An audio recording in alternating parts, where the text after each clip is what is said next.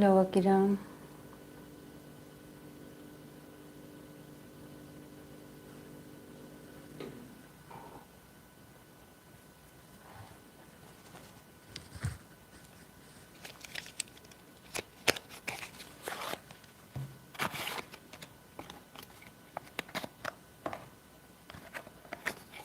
Hello, Jedam. Hello, Wald.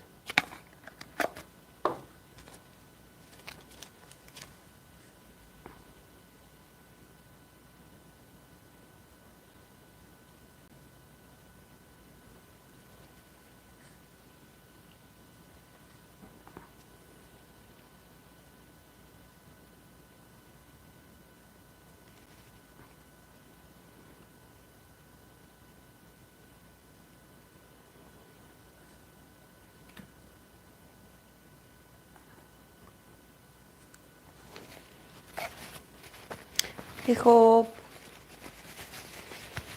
Hello, Anna.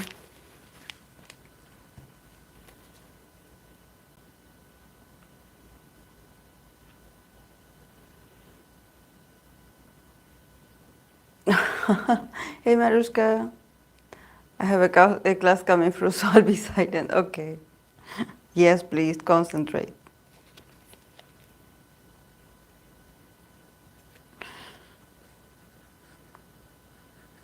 Oh, but before you go silent, Hope, can you give me the names of the new companies for Tamin and Onew, please?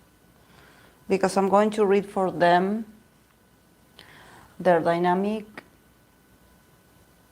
uh, with these new companies.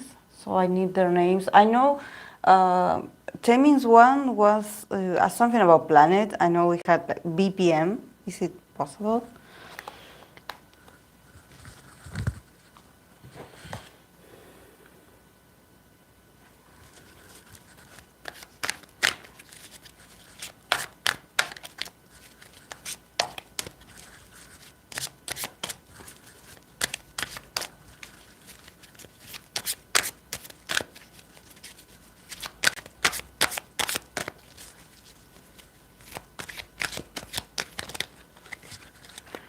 Yes, I have a list.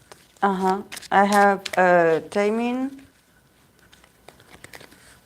and this new company, Onew, EXO, Baek and Dio, Twice Mina and Jeonjun, ITZY and JYP, Espa, Winter and Giselle, and Stray Kids, Hyunjin and JYP.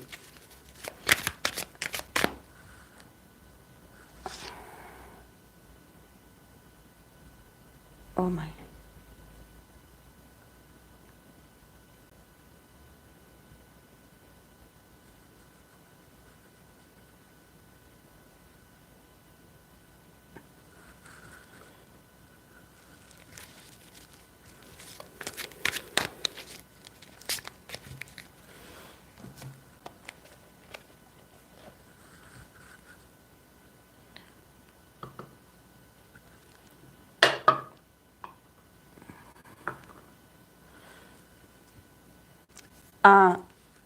BPM, BPM, and From. Okay. Thank you, Hope.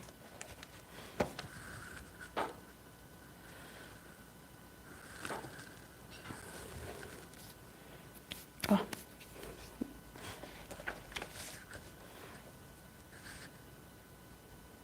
Yeah, but I was going to tell you, Akira, this is going to be the last time I read for Mina for a while because, you know, I don't like to read for the same people all alone because I take my time with them. I try to not read for them that often.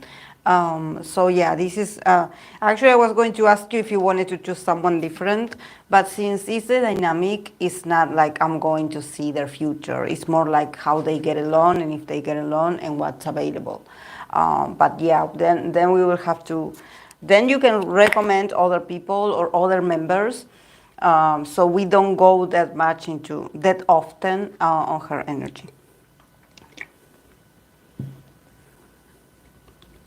Did you have, Marushka, did you have a recommendation?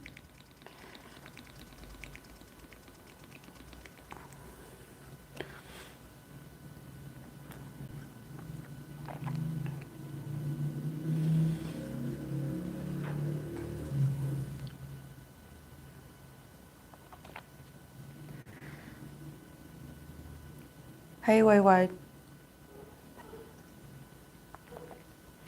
Onew is with Griffin. Ah, okay, Griffin. Entertain. Sounds like a Harry Potter house, doesn't it? Griffin? Ah, it was Gryffindor, the Harry Potter. Griffin. And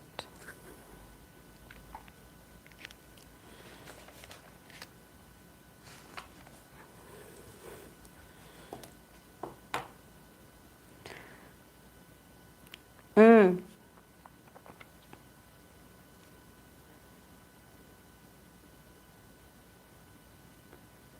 yeah, it clarified.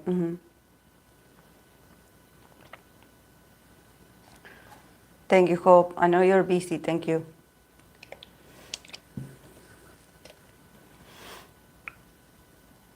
Like I read it today. I read what company, and about Tamin also. Like I had been reading about it, but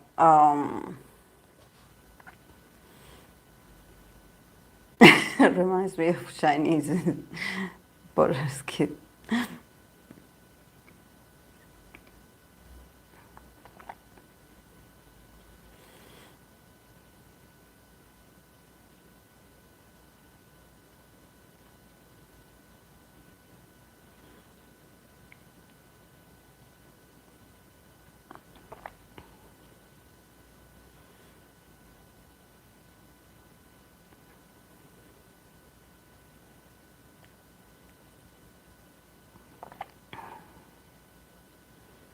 Everyone living the same. Yeah.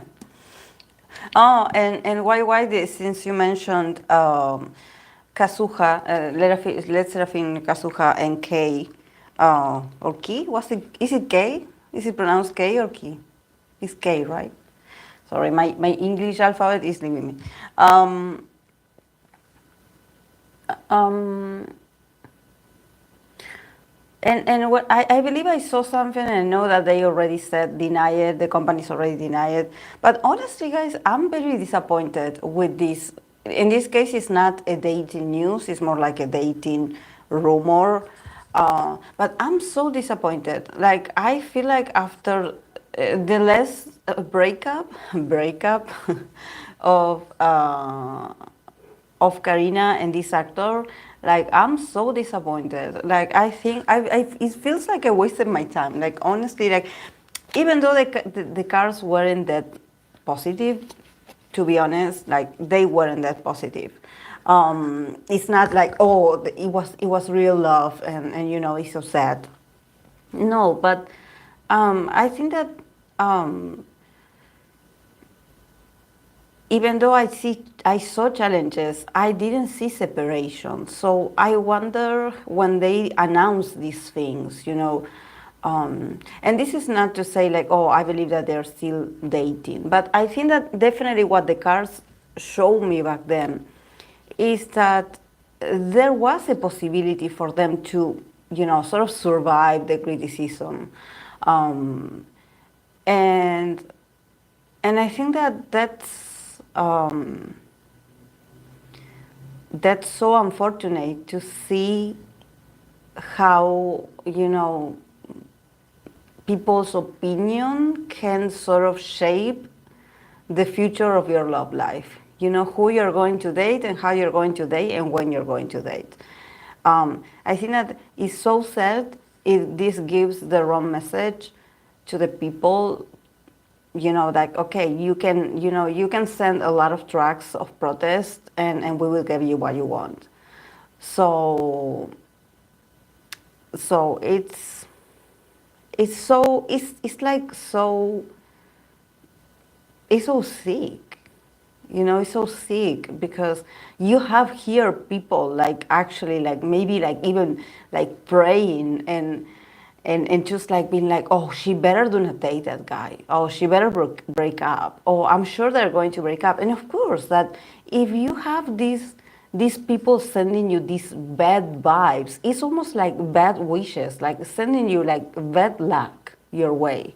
Oh, because you're not dating who I want you to date. So I hope everything goes wrong. Or I'm sure they're going to break up because everyone breaks up. You know, it's like also people get in the way of sort of wanting to predict these couples or these relationships future, you know, and be like, oh, they're going to break up because, you know, like a lot of idols break up after their dating news is announced. But it shouldn't be like that. You know, it shouldn't be like that. It shouldn't have this outcome, and people shouldn't be so like in charge of what's going on, you know, whether if they continue or not. I think that is sickening. Honestly, like I think that is sickening. Like,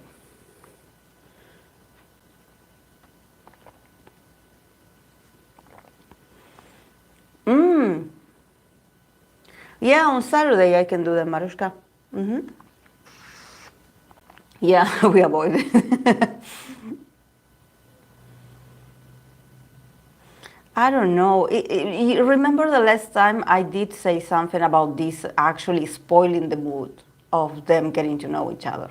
Actually, like the moods were spoiled already. Like I think that they got so many negative messages or so many negative feedback that they just couldn't enjoy. You know, they couldn't enjoy it. They couldn't connect. They couldn't connect. I mean, they got the audience got what they wanted, you know, this tragic ending or this sort of like fate. Oh, it's fate, you know, and it's bound to happen that idols break up after 3 months of announcing or 3 weeks of announcement.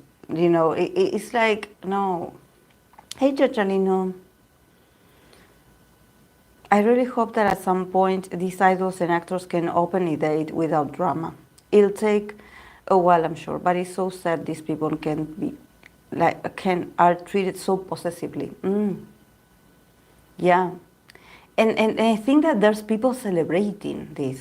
You know, I also saw this. You know, when Jisoo, it was like announced that she was dating this actor. She was dating Ambo Hyun. I noticed the same thing. Like you know, people were really like not happy with the guy. They were really not happy with the guy. They were bringing back old sayings of him that he got. I don't know if he had a controversy or something, and they were like, "Oh no, this guy is not," you know, because they ship her with someone else. So it's like, no, no, no. That relationship that she admitted that she was having is not real. No, it's not real. No, no, no, no. It cannot be real. It has to be the one we decide that is real for her. You know.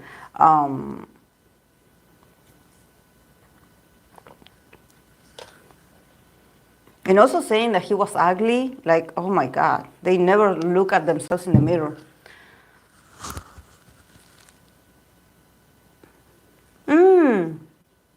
I saw people celebrating because she be back with my God.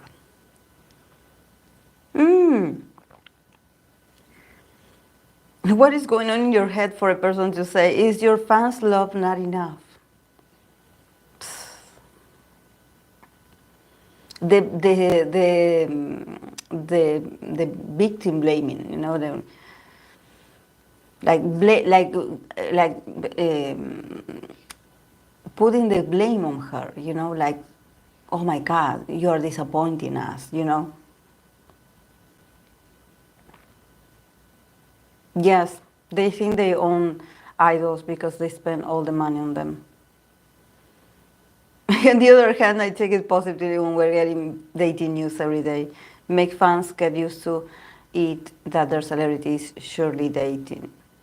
And then there's people that don't believe it. That even when a lot of years pass, people until this day they deny. Oh, we don't talk about it. Oh no, we don't talk about that person. And then there are others exes or old relationships that were already over a lot of ages ago, and people are still bringing them up.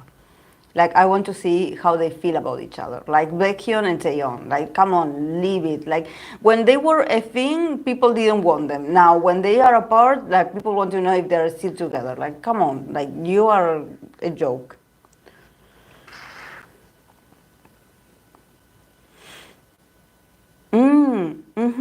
And for superficial reasons also, like their looks. I wouldn't be surprised if some idols leave the industry partly just so they can date and marry. It's not just aging out and people not liking them. They must worry about their future kids and brother. Yes. How can someone say she's truly a fan if she doesn't support their idol's happiness? Exactly. All agencies should drop all dating news at once. With the available, no one would be able to care anymore. I hope Espa writes something about the toxic fans and it goes viral. It's also the agency's fault. They encourage the Delulus. Yes, it's true. It's true. You're so right about this. It's the company's fault. Yeah. It's definitely the company's fault. Like, there's something in there. Like, I also understand that it's a business, and probably, you know how some people are very distrustful of dating news. They are like, okay, they are covering something, they are doing something. Yeah, I mean, it's the media. But I think that it, like, I don't know, I don't remember exactly. Like, I think that the last dating news that I saw people truly like happy for someone, for an idol to be dating is Jihyo. For what I read so far, I don't know if today people are changing their minds, but maybe it has to do because it said that Jihyo is with this guy, like they have been seeing each other for like a year, so you know.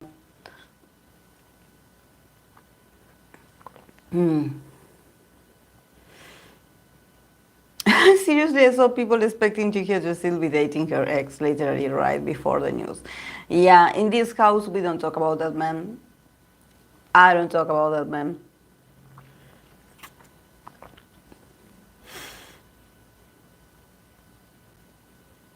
It's so yeah.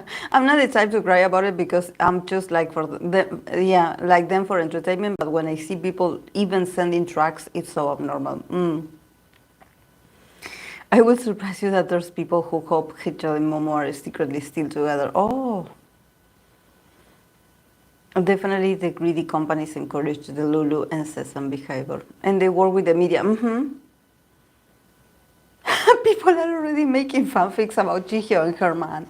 I mean, after reading for them, I would be too. I don't know how to write a fanfic, but the cards were very explicit. They were straight to the point, so I like it.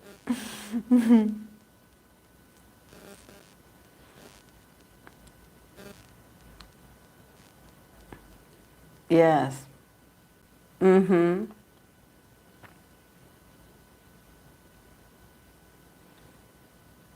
And also, what is it about? Because I know that probably that's also fan service, but do people really think that these female idols are gays in Korea?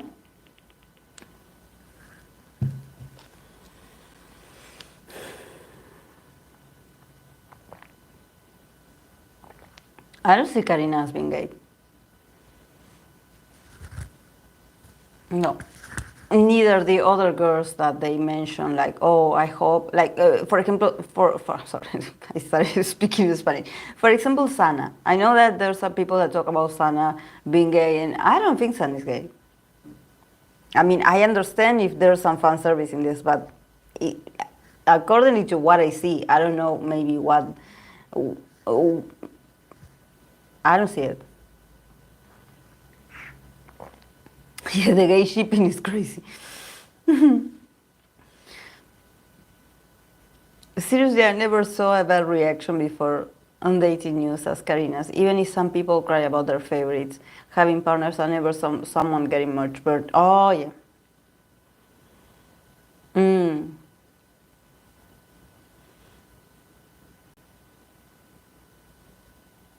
Hmm.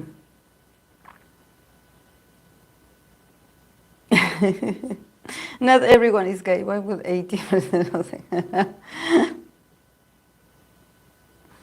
Yes, for me, like and of course, that in this, if we get serious on the matter about if they are gay or not, there's nothing wrong with being gay. Actually, if we would be like welcoming this if it would happen naturally, or if there was some moments or some, some things that would sustain in time, and we would be like, oh, I think that they like each other, and like, but honestly, you have to be very intimate with them to know about that, how they behave around each other when the cameras are off.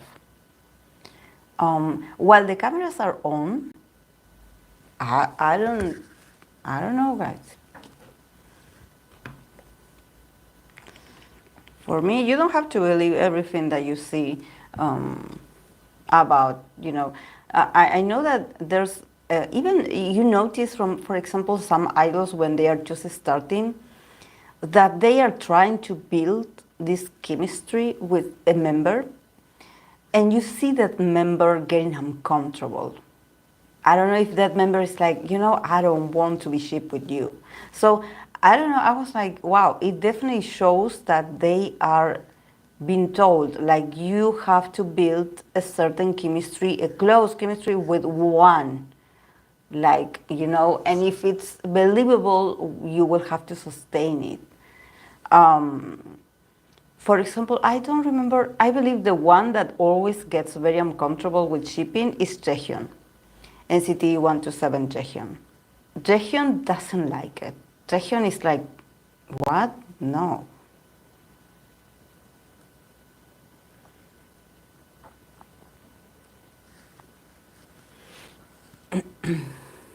Mm, yes. Mm-hmm.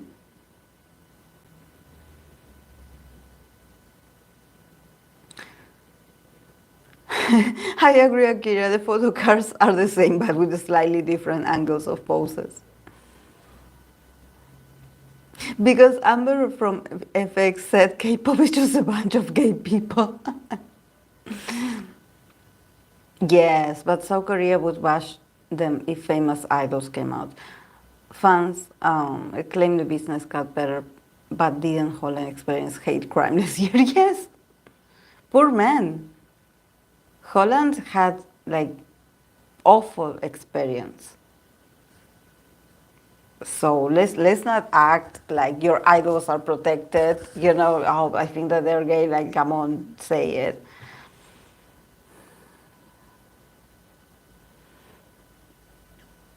With today's Chaeyoung rumors, I hope they leave Mina and her behind me. They tell them to marry each other on every fun encounter is uncomfortable, and poor Chaeyoung is visibly uncomfortable. Mm. Yeah, I can wait for the second part. My bias is in it. Even Yuta started to enjoy it with Mark and Jungwoo. Yeah, but they do it. They do it like for me. Yuta, Jungkook, and Mark, they definitely now they are enjoying it much more, and this is when you start to notice that it's not fabricated. When they really are hanging out together, and because of the body language, you notice that there's, like it is when you are with a friend that you are very close. But yeah.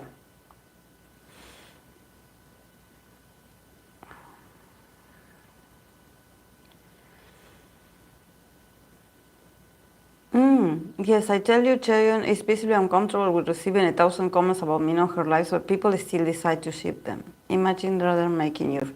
And also, I think that it must be really uncomfortable for them to be like,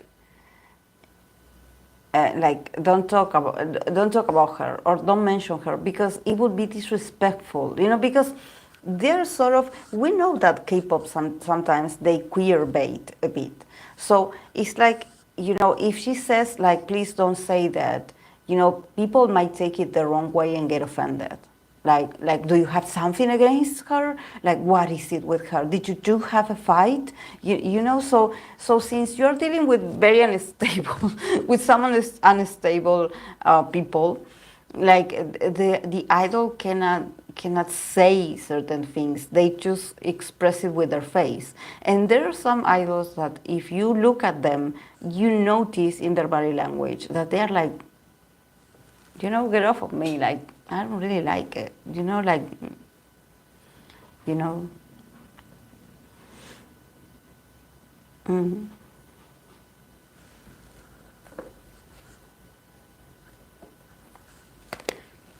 Yeah. I remember too, we as members stopped talking to each other because of shippers.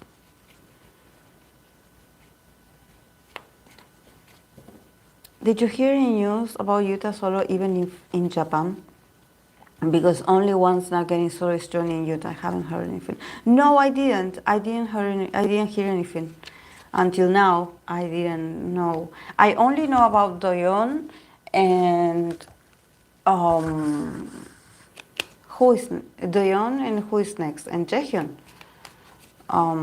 But no, maybe the second half of the year in September.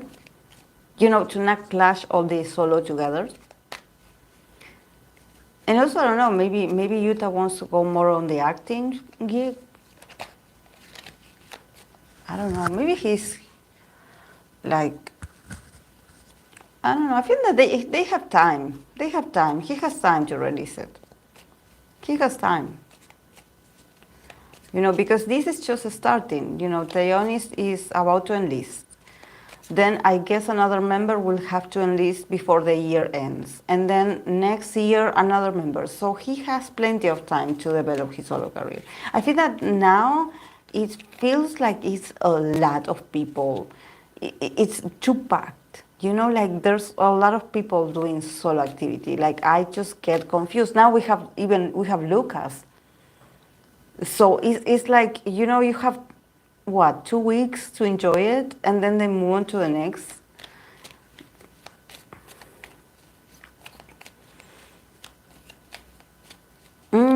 Wooyeon and Sam both warned their fans about the spreading rumors about them. Woosan is an insanely big ship. Yeah, I got so upset with them because I remember here they would only ask for Woosan reading. They would never ask for the guys individually tarot readings. They would only ask for their ship. And I think that that's so sad because it seems like you only value that member when you can ship him with the people that you like. Then as an individual, he doesn't exist. It's so sad. It's so sad. Jaehyun on August, Jungkook right after Jaehyun. I didn't know Jungkook was going to get his solo. I didn't know. I think I saw something on his reading, on his birthday reading, but I didn't think it was going to happen. You know, I thought it was going to be just the Jajum.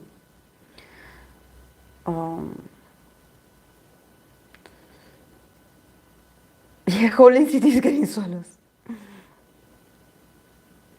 Luca looks so stressed. Yeah, he looks stressed. He looks amazing, but he looks stressed. I saw a bit of the countdown where he was so happy but nervous. I could feel the nervousness coming through the screen. He was very nervous. He was very nervous. Also, I think that Lucas is not that fluent in Korean. Like I don't know Korean either, but I have a hard time like understanding like when he talks. I don't understand it like, but I don't know if it's an accent that he has. I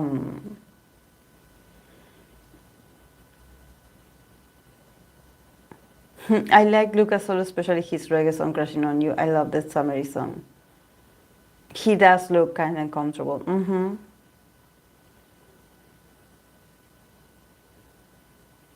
I like Lucas solo. Renegade, I like it. I like it. You know, guys, I'm not a fan, honestly. Like, I'm not a fan of rap. I'm not a rapper's fan. You know, I like singers, soloists. Like I like harmonious voices. Rap, I don't. I kind of I'm entertained. I like the different sounds, but the rapping part, I'm not someone that I'm like, oh wow, this is he did a great rap. I have no idea.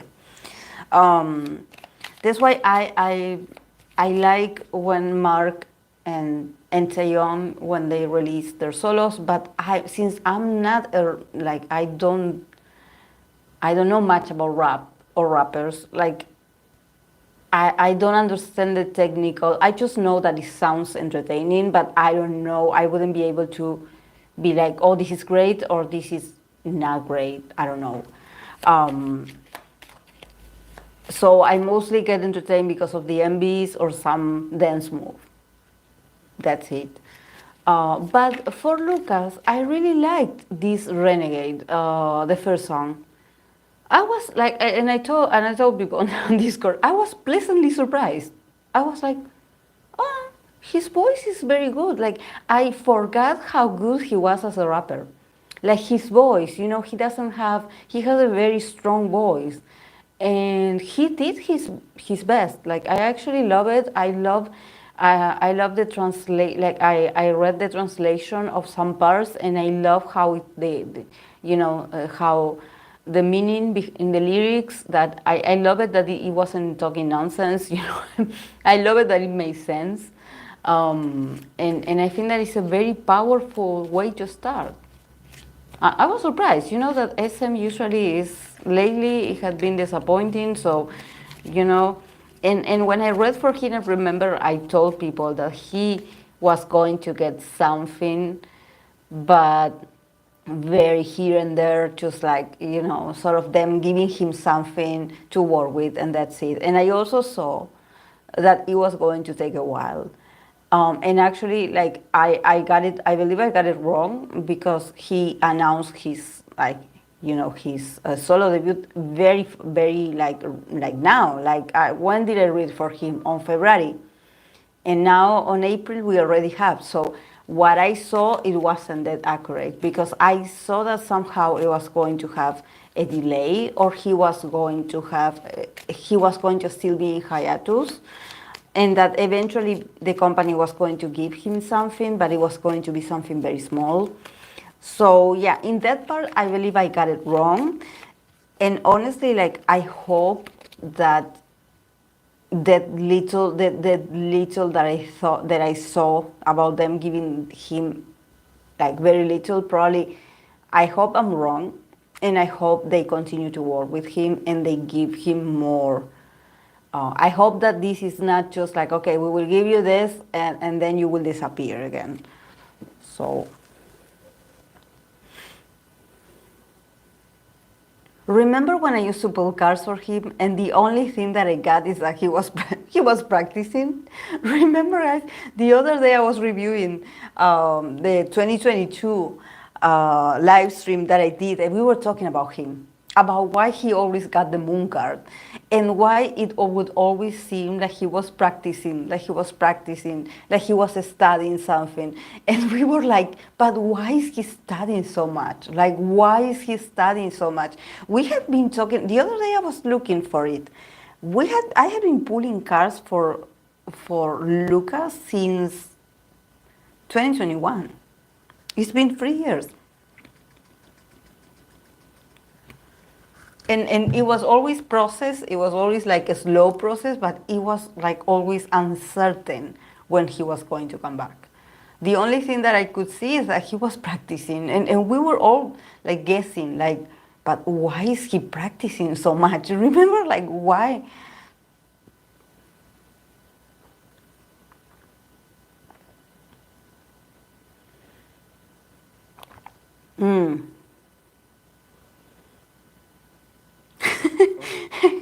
it has certainly not happened before, never happened.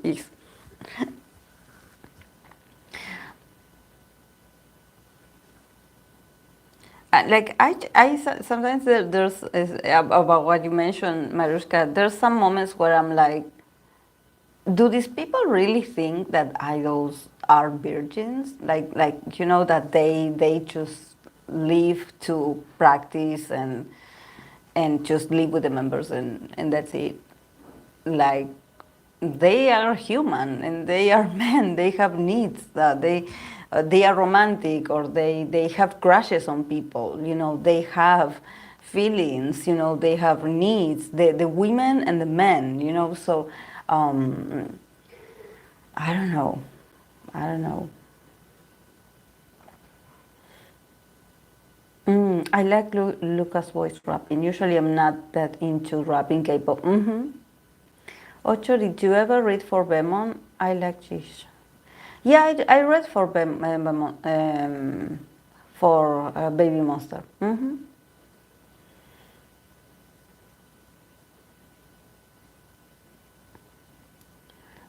Yeah, Lucas had good lyrics, surprisingly. Even Tendina get those lyrics.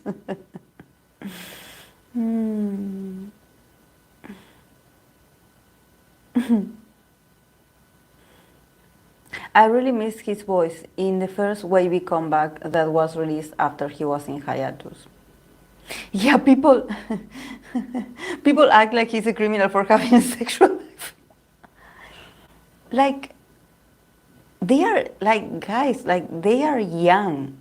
They are young. Like I mean, we all are young, but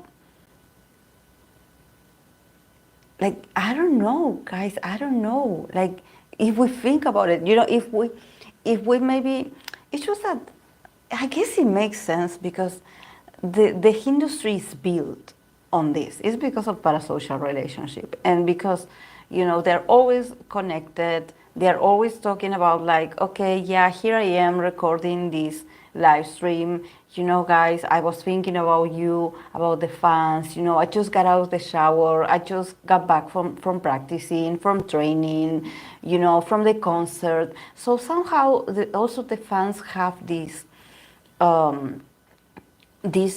view of the idol. When they have this little bit of free time, they are going to post something on the social media, or they're going to say something to the fans, or they're going to record content for the fans. So they sort of are a bit like used to, and they are being provided with a lot of content that makes the Lulu think that the idol doesn't do anything except to think about the fans and to think about how to entertain the fans. And like I'm thinking about my fans all the time. Like I'm thinking about how like how can I look better for them, how can I communicate better for them. And of course that they definitely, the fans are the machine, are the fuel of all of this. Definitely they have to have a great relationship with the fans because the fans are the ones that are building this for them. But at the same time, there's this, like, guys, this for me is very interesting how they view. For example, if it's a group, they view the group as, oh, because they're family. Like, do you guys forget that these people have families beside the members? Like, they could have friends outside also. They could, I don't know, be best friends with the manager, with the stylist, with the staff member. I don't know, someone working at the cafe.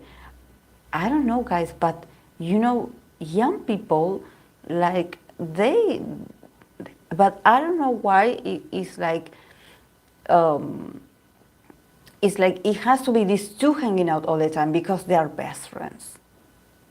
But maybe they are told, like, you two have to, record this together.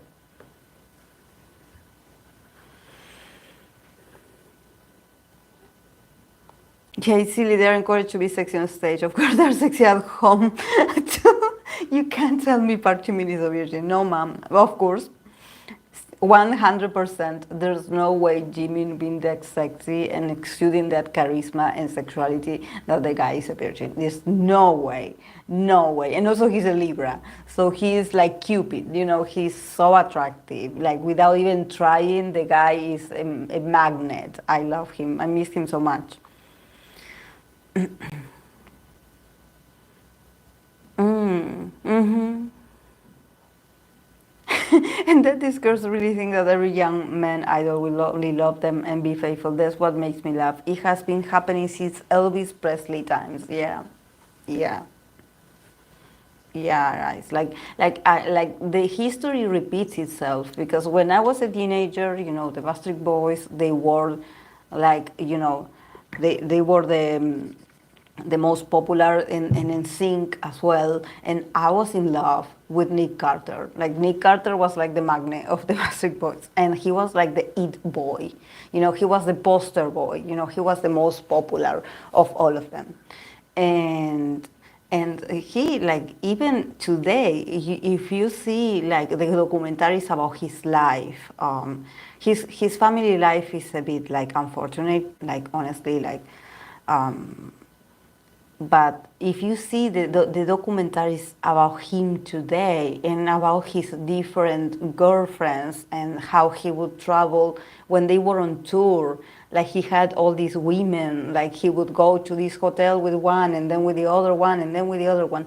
That's the life of the pop star. That's the life of the rock star. That's their life. That's their life.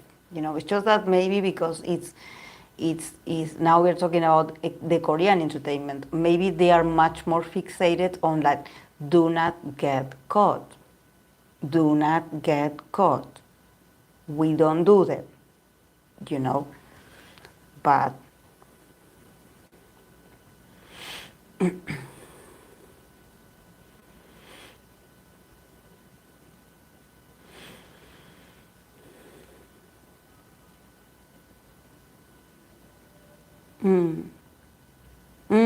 yes, remember, I read a psychology book years ago. Mother push and pimp their daughters to sleep with rock stars, singers to keep in memory one exciting memory before marrying Joe next door, have boring marriage. Yes, yes, mm-hmm, yes, mm-hmm, yes, mm-hmm. Of course, Jimin has at least one person, but Satori Furious back Karen was a thing. Yeah, because like they are beautiful, like they are beautiful. It's just that, you know, maybe that's part of the things that they cannot talk about. You know, when the Backstreet Boys, they used to go to this also this interview, these shows on TV, because we used to watch cable back then. They would also get asked, do you have a girlfriend? And they would lie. They would lie to the camera, and they would be like, no, we don't have a girlfriend. Of course you would say that. You have like the whole fans in front of you. Like there's no way. Like Nick, he would get that question a lot of times. It would be as asking JK like if he has a girlfriend. It's the same, you know, always like, do you have a girlfriend? Do you have a girlfriend? No, I don't have a girlfriend. Like I'm waiting for my special, you know. And we were all 13, 14, and he was like, you know, this ideal guy, you know. And then eventually you're supposed to move on, you know. You're supposed like start dating yourself, you know, maybe meeting a real guy. And but yeah, he was sort of like the pretty boy, you know, the poster boy. um, I'm half expecting him to come back from the military with a wife. I remember Britney Spears having to say she was a virgin at the press conference. Remember that? Remember people being obsessed, like grown up journalists, like being obsessed with asking her that question about her virginity. It was gross, guys. It was gross. Like the way people were obsessed with her virginity. When she started dating Justin, I always call him Justin Bieber. I don't know why, but it's Justin Timberlake. It's the original Justin. Um, when when she started dating him, like people would bring that question because they would be like expecting her to say like Justin was the first one. But I don't know, I think that she had a high school boyfriend, and I believe she said she had lost her virginity to him when she was like just starting in her career. But there was this sort of fairy tale also, you know, like also, you know, because they were, both of them were the it couple, and they were like the most popular, you know, she was a popular singer and he was the popular guy in his band. So people were like, oh, you know, she had her first time with him. And actually, no. But the way they treat, but this is the thing. Even though the media, the journalists, they were very insistent about to mention her virginity and you know, trying to talk to her about those things, or sort of confront her about those things. It was because she started with that image. The first time she appeared, I believe she said something about that. It was important to save herself because she had always been like religious. I remember that because when she started, like I was a teenager and I had very little money, but I bought her first CD, and I loved her. And I remember reading something about it, about her talking about the virginity and God and family and you meeting the right one. So she started with that very, I would say, virginal kind of, you know, and she would say it, you know, it's not like it was like implied. No, she actually talked about it. But yeah, of course, this was just her beginning at 17. You know, then eventually she grew she grew up and she wanted to get rid of the virginal image. You know, because everyone were like the other blonde singers. They all were talking about, you know, much more like sexy or sexual concepts, and she also wanted that. You know, she wanted to get out of that.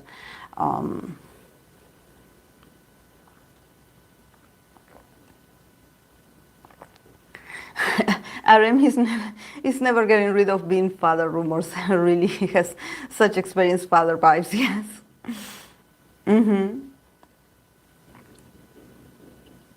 Yes, remember that there have been countdowns for minor celebs to their 18th birthday. I'm a baby army, but I'm just finding out that poor Cookie had the same gross adults waiting for him to be of age. Yeah, I remember that. Yeah. The sister Olsen. Also. Yes.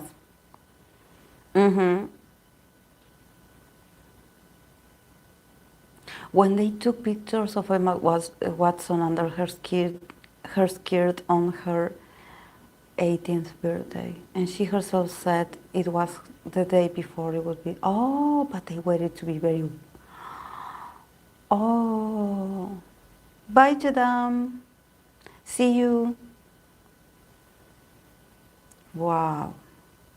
I have seen on Tumblr this week on one teen girls called Internable writer who wrote fanfic about Nikki and Hypen.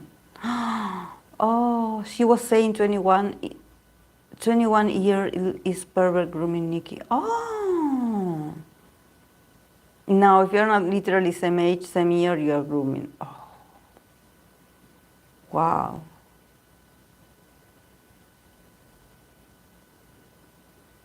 Just that people are obsessed with Nikki. I see it when they request the readings. I see it, I notice it. I know that they are in a rush. They are in a rush for the guy to be legal of age to ask very inappropriate questions. And they cannot, there's not a pace in their mind that can be like, oh, maybe the guy's inexperienced, you know, or maybe it's not about being innocent, because I don't think that it's about being innocent.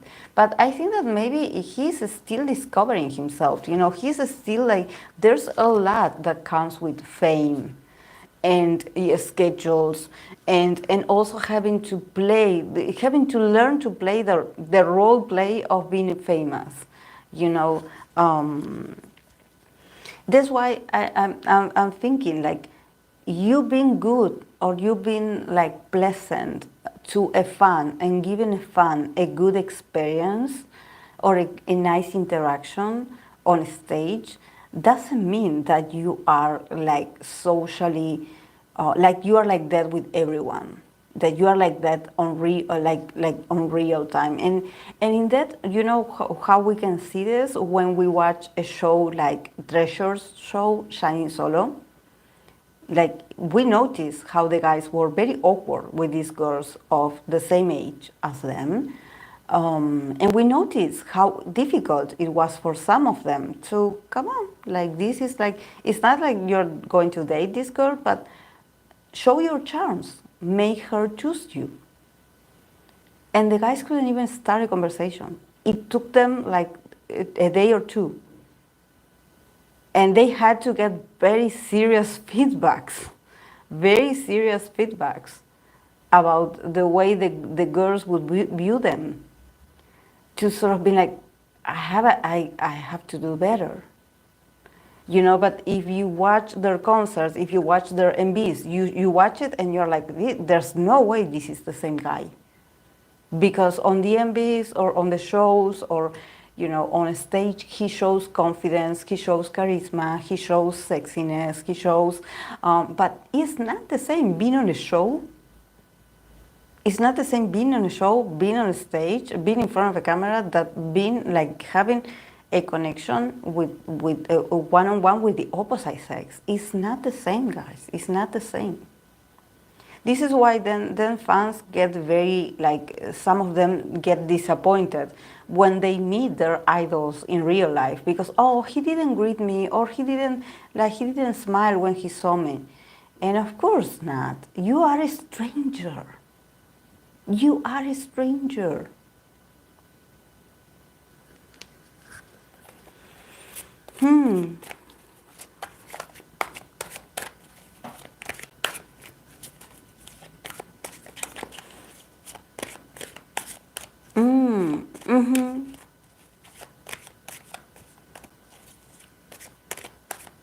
Yes, Tamin was saying he was sexualized since being 14 years old. Yes.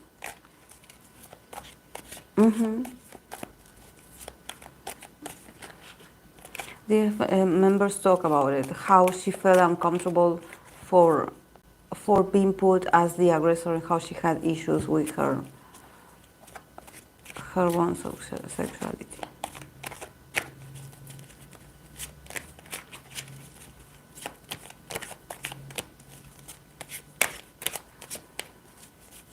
Thank you, Akira, for for blocking. Thank you so much.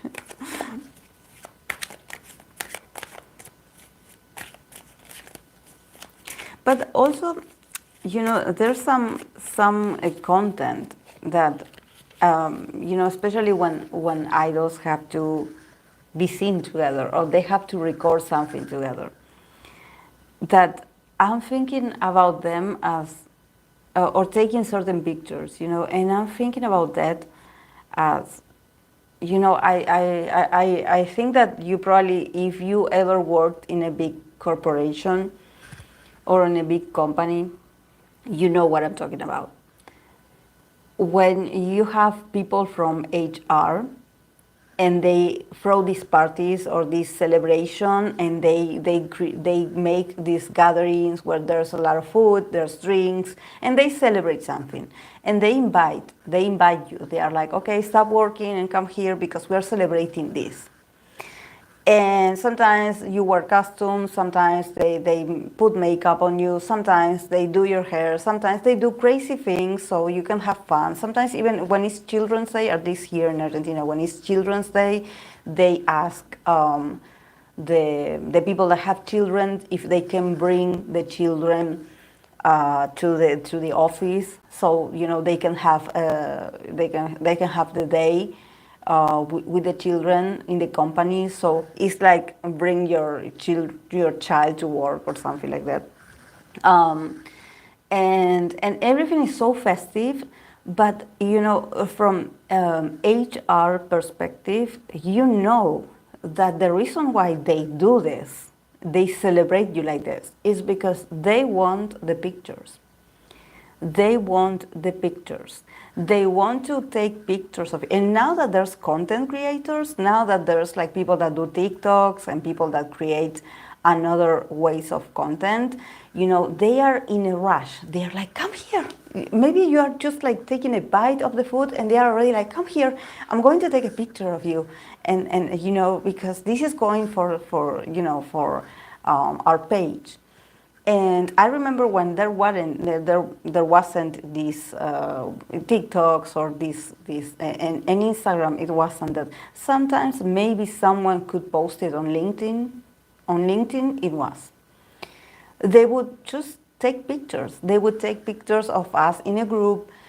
They would take pictures of some of us together, you know, sort of like smile for the camera and show that you're happy and that you're having a great time. And there you are, you know, with a cookie or with something, you're like this, you know, like. And there's some people that are introverts, that they don't like to participate on those things. So they are usually the people that are in the corner, like they grab the food and they go back to work because they don't like it. I actually enjoy it because I'm like, okay, if they already paid for this, you know, if they paid for the food, I'm going to go and enjoy it. Like, even if it's, I remember that they would be so much in a rush to make you like go, like, you know, grab something, have something to eat. Here, everything is for you. Celebrate. Yeah, yeah. They would put music and everything like was so festive, and they were like this. You know, they were like this. Okay, it was like for an hour, for example.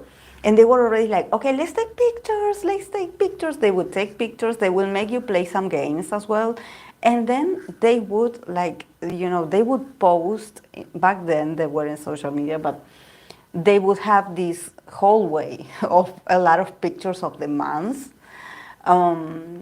So they would put the pictures, you know, to sort of show that we are a happy family. This company is family. We are family. So smile for the camera because we are feeding you, you know, like, so in this sense, you know, it's about them like showing that the company has like a great environment, you know, and that it's a great place to work. It's a great place to work here.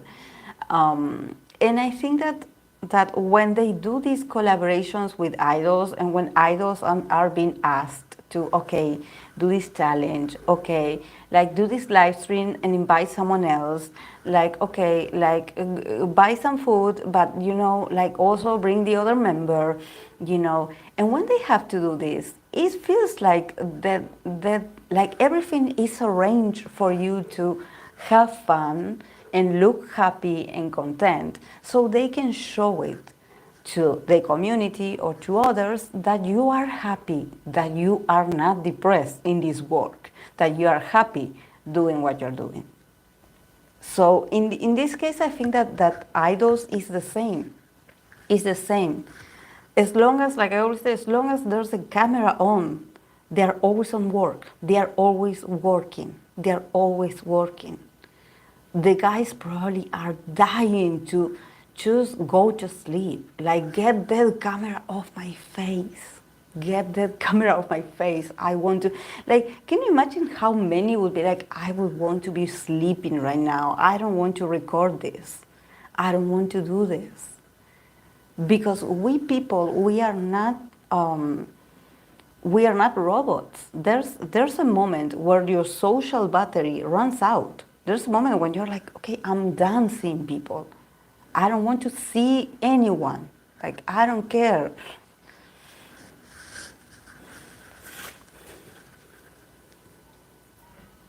In Mexico, we don't have that. Oh, and yet someone telling their experience, people still don't understand them. At my last job, I told them if I find my face in a picture on the internet, I will make it take it down.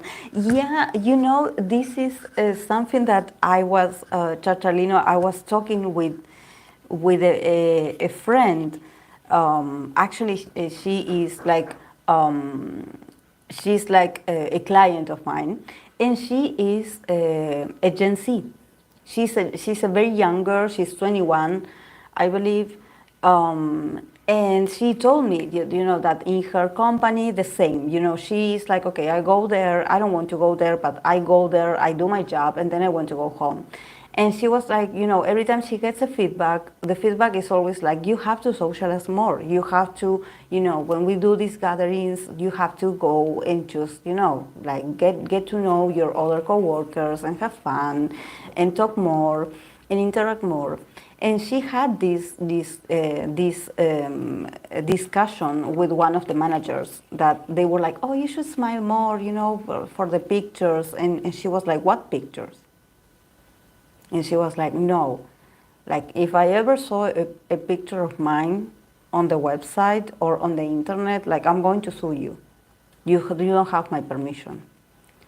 And I was reflecting about it. And also I told her that for me, I'm a millennial. So I remember when I used to participate all these things, they used to take a lot of pictures of me, a lot of pictures of me.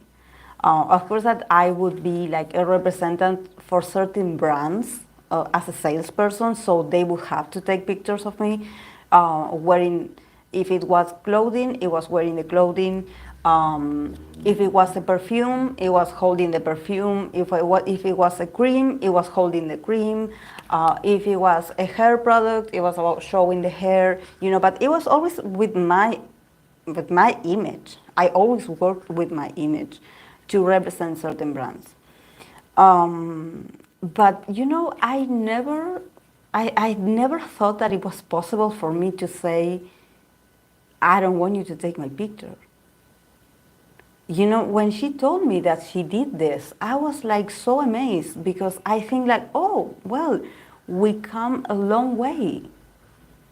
We come a long way because there's people that don't want to get their picture taken and don't want you to use their faces to promote something that they don't believe in and they're not interested. So, and when I used to work at these places, I never had the, you know, the perception that I could say no, you know, like, no, don't use my picture, or no, I don't want to participate. You know, it was mandatory. You had to go. You had to be there. So I think that this is something very interesting about Gen Z, that I'm learning from them. You know, I'm learning from their ability to be like, you know, I don't feel comfortable doing this. I don't want it. And they need to be listened to, and they need to be respected.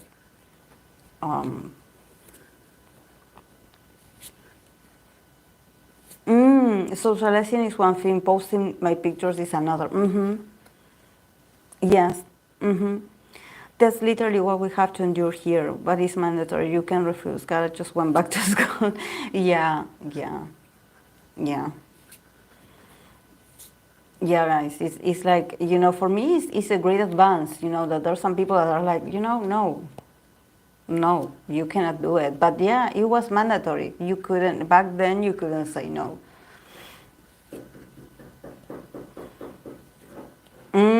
Here, if you don't feel comfortable, you go. Someone is waiting for your place. Yes, exactly. Exactly, Kira.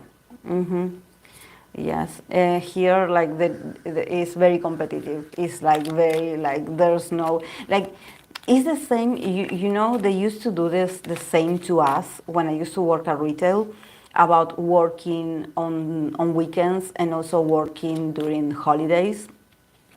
We would have to work on holidays because you know that retails are open on holidays, and shopping malls also. So, and they would be like, you know, like, we are not telling you what to do. Like, you can take as many times off as you want. But at the same time, you know that this is not good for you. Like, you know, sort of threatening you, but just being very, very, like, manipulative about it, you know, and also playing a lot with people's necessity, you know, playing a lot with you having the fear of getting fired, you know. So, yeah. Nasty. Nasty environment. Yes, oh, those are the worst. Those are the worst.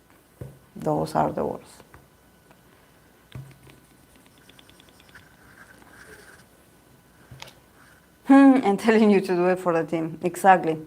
Putting the blame again. Putting the blame.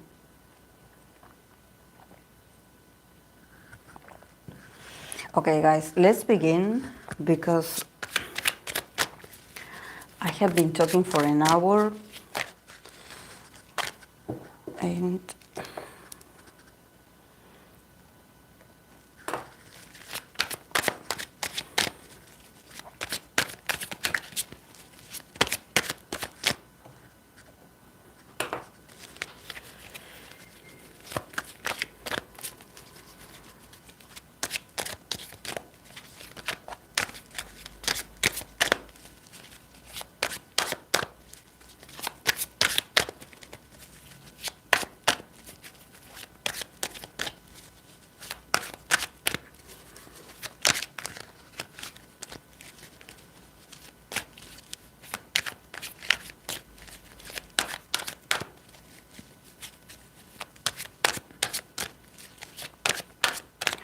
okay.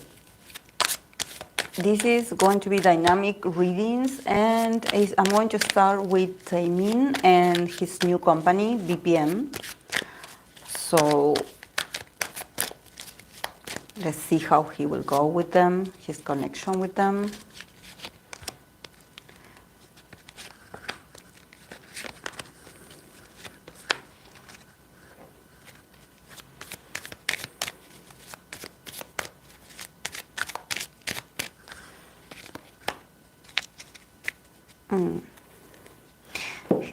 It's very interesting because he had two Five of Cups, so I think that his morning is still like, there's a bit of sadness, there's a bit of sadness in him in this new beginning,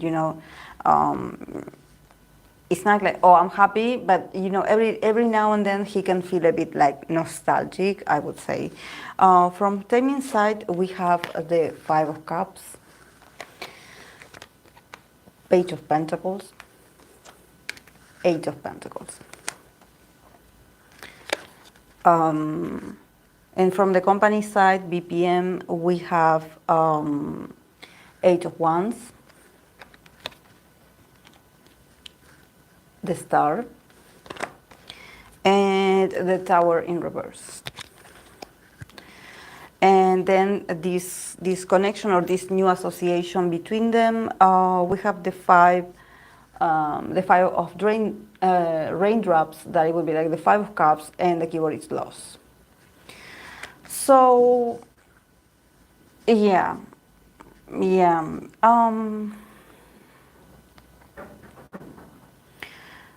Yeah, I think that he feels a bit sad. He feels like he's in this process of learning to detach himself. He's still feeling a bit emotional.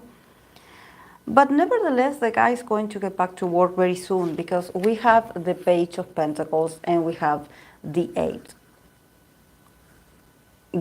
of Pentacles. So the guy is very hardworking, and he definitely knows, he feels like he's going to start from a beginner's mode. There's something about him like being really connected with the idea, the very realistic idea of like, okay, I have to start from scratch in here. I have to start from zero. Like probably the company is like, he's going to give his best, and there's something about him relearning a lot of things about the industry, about himself. But yeah, he's a bit sad. He's a bit like, regretful. Not about the decision that he made, but I think that, yeah, definitely it has an emotional component impact on him leaving SM. From time to time, he can feel a bit sad. But I think that he will pour all that emotionality into working. I see him like just being very hardworking, very detailed, like a bit obsessed with work. I see him like working with the details, I think that he will use this sentiment, or he will use this feeling of loss. I would say this grief period. It feels like he's grieving his old self. He's rebuilding himself again. Fortunately, like he has a lot of potential. So he's going to go back to work.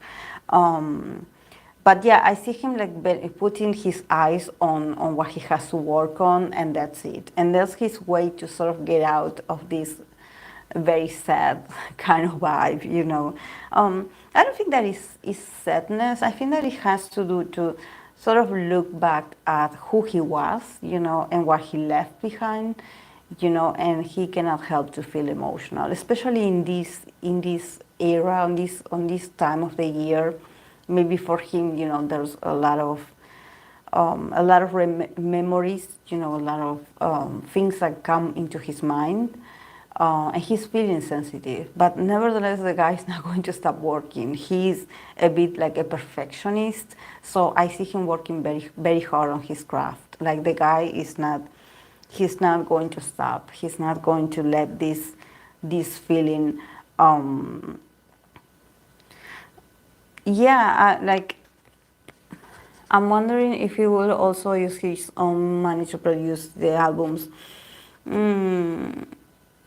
Yeah, I think that he could bring something of himself with it, but I think that he would prefer not to. I think that he would prefer not to. Because seeing him like the Page of Pentacles, I think that he's like, I'm going to work with whatever is available here. So, you know, I sort of see him like entering a room, you know, and it's like a brand new room, or it's, you know, a new place. And him looking around and probably seeing that there's a lot of things missing. And he like stopping himself from being like, I'm going to buy this and this for this. No, I think that he sort of wants to start over. And probably he's like, you know, I want to start like a Page, as if I was a trainee, as if I was someone that just debuted. I re-debuted, like I debuted again. So there's a bit of, I think that there's a bit of martyr in him. I feel like when I see the Five of Cups and I see the Page of Pentacles, there's a sense of like, you know, I'm feeling a bit like lost, but somehow I want to be here and I want to feel like this. And I'm not going to try to decorate my reality with like, oh no, but I'm a superstar, or I'm a celebrity, or I'm the guy that earned this and this and this and this and all these years. I think that he's like going back to his old self. He's like, I'm going back to be, you know, I'm a new Tamin. I'm a new Tamin, and I'm starting from zero. I'm just starting. I'm going to work very hard with what you give me, but I'm not going to add, you know, I'm just going to be humble. I'm going to work with whatever you have available. So I think that he's also testing, you know, he's testing himself, and he's probably testing the company. Because from the company side, I see another thing.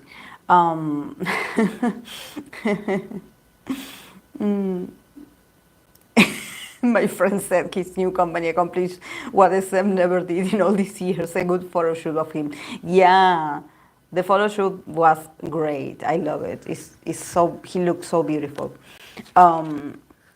Yeah, because with the company we have the Eight of Wands, we have the Star, and we have the Tower in reverse. So definitely they are sort of like, they are very excited to have Tamin on their side. And they want to show everyone that, oh, our company has Tamin in it. So I think that definitely their plan is to use Tamin's stardom to sort of like, I think that the company is actually, I wouldn't say they are not okay financially, but I think that probably they were a bit on the edge about, you know, I don't know if they are a new company, or they had some limitations and they had some instabilities in building this company. But I think that sort of Tamin's stardom or Tamin's celebrity sort of is preventing them from falling apart. So they are like, okay, we have to work with Tamin's image like now. And it sort of makes sense, because for both of them, we have the Five of Cups. That is the card of loss. So I think that also probably this company is sort of had been facing some challenges, and they are like they are sort of a bit like relying on Taemin's popularity to see if he can save the company. Or it's not about saving them, but I think that they want to bring more notoriety to their name, or they want to, I don't know, rank higher in some kind of ranking. I don't know. And I think that for them, for Taemin, is that artist, is that star, is that star literally. So they are very much in a rush to promote him. They are like, okay, what do you need? Like, this is your moment. Like, make yourself comfortable. We're going to give you whatever you need. They they are Taemin is like the rain of hope. They are sort of like, they are hoping that Taemin is going to save them, and not save them from like them falling apart, but I think that they haven't been able to build stability yet. Probably they have other groups as well, but I don't know if it had been challenging for them to actually win some kind of stability, or win some kind of like a good, like just good times. I think that things have been very, very gray for them.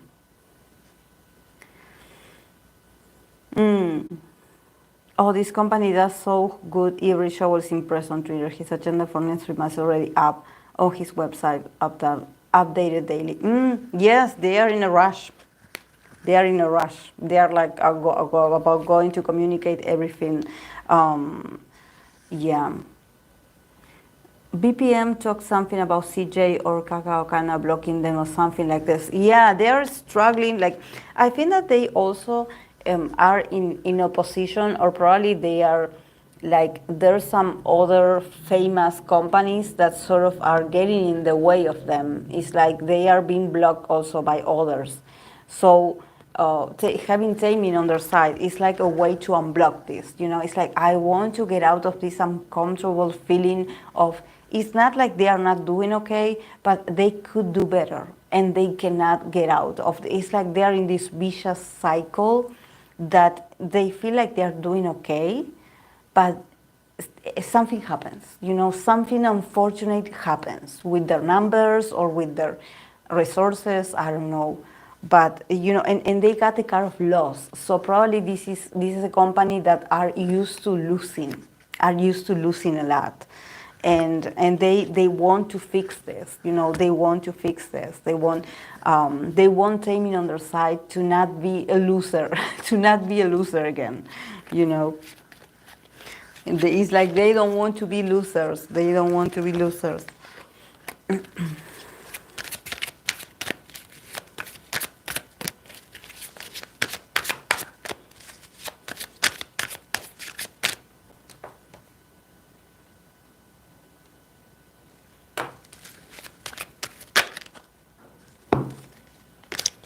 Shaul said they feel like they ain't dreaming. They are dreaming. Yes, I'm sure. They got BBs. It was a bit of a struggle to get them bigger. Onew tweets were funny. They said certainly Onew stock funded, but they doesn't want to be physical.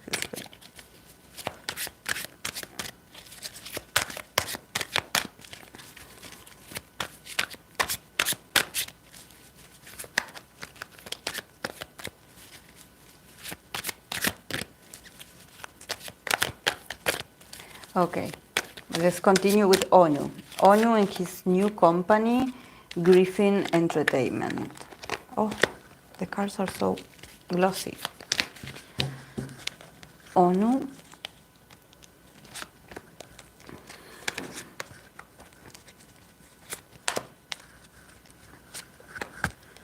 The company.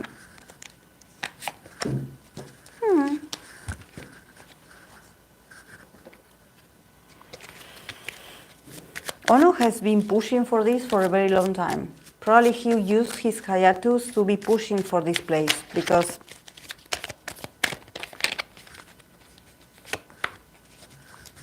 Yes. Mm-hmm. Okay, for Onew side, we have 10 of Wands, 10 of Cups, and the Hermit. And from the company side, we have the Lovers, 10 of Pentacles, and 3 of Pentacles. So also the company very hardworking, and they got the 6 of Pentacles. That is generosity. So yeah, definitely I see like this company is a bit better, I would say, than Tamin. So like in the sense that it seems like the stable one is the company. Like I see them like getting very serious when it comes to money, investments, like they really like he has like this company has people that they are really good with money. Um, when it comes to Onew, I think that yeah, like I mentioned, Onew has been like he has been pushing, he has been like sort of holding on very tight, maybe till his contract expired, and he was like, okay, I'm already out. Because he really wanted this. He really wanted this. He has the 10 of cups, so there's this feeling of like emotional achievement. It's like finally I'm with my people. I'm with people that love me. Like I'm happy. I think that he resisted so much. So I guess probably his hiatus, it had to do with him standing his ground and not wanting to work for SM anymore, and waiting for the months to go by, and waiting for the months to go by, you know, because I feel like he resisted so much to get this happy ending. I think that he resisted so much to finally be having this connection with this new company. But also we have the Hermit. So I think that in this case I don't see I see Onew being very happy. Like him being very happy with this new company. Definitely he feels like home out here, in here. He feels like home. He feels fulfilled. He trusts these people. And I think that I would trust these people as well because I see them very stable. But nevertheless, I don't think he could like come back to work right away because we have the Hermit. So I think that Onew is not done with his personal process. I think that he's still like figuring out himself, you know, his view of life, his view about fame, his view about everything that has been going on in the past years, maybe, you know. So I sort of see him a bit in the darkness still, like yeah, showing up. To spread the love and positivity, and maybe also let people know that he's okay, you know, that that there's this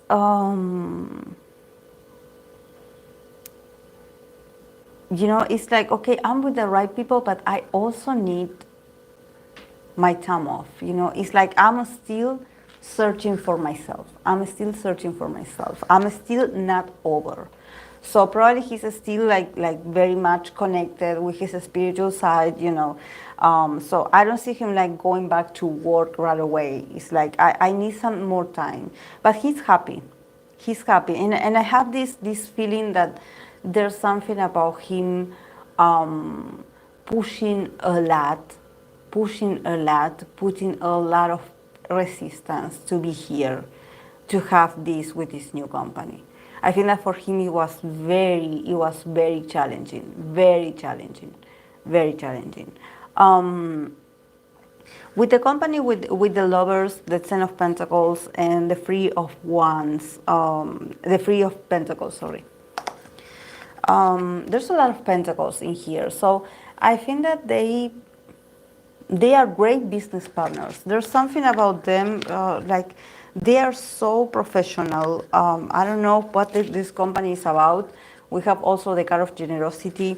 So I don't know if Onew has given money to these people to build something. You know, it's like, okay, I'm investing, I'm giving you money to so you can sort of sustain this, or maybe hire other people. and keep working with my money, but at the same time, in exchange, I need you guys to leave me alone. I need you guys to leave me alone. It's like, you know, I will show my face, I will show myself here and there, but at the same time, it's like, you know, guys, I need to continue with my personal journey. Because they have a very strong contract, and they have, with the kind of generosity, definitely there's an agreement in here. So probably in this company, in Onew relationship, it's not so much like, okay, like what am I going to show as an artist, or what my next concept is going to be like. It's more like an association. So yeah, I can be under here. I can have the stability to know that I belong here, that I am part of this company, but at the same time, I want you guys to give me a bit of time so I can focus on me again. So yeah, this is what I see.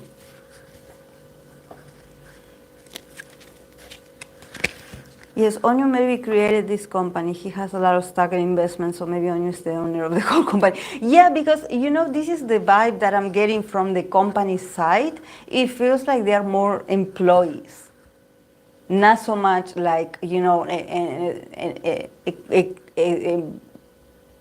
doesn't feel like it's music. It feels like it's different, because everything is so formal, and I don't know why I get the vibe of everything is about money, numbers, not so much like artistic creations, you know. But he trusts them. He trusts them. He trusts the company, definitely.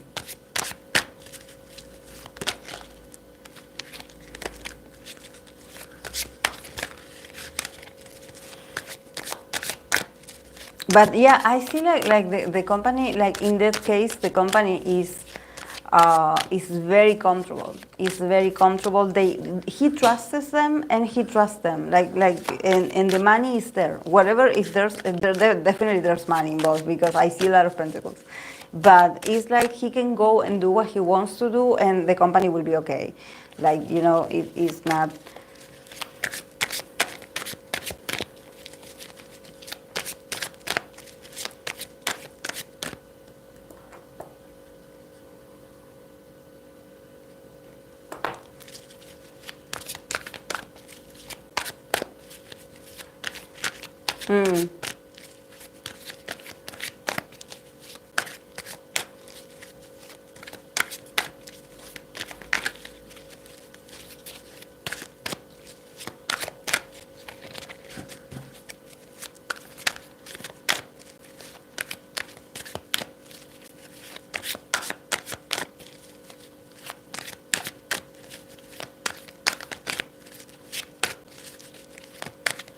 Okay, I'm going to continue with EXO, Baek and Dio, their dynamic.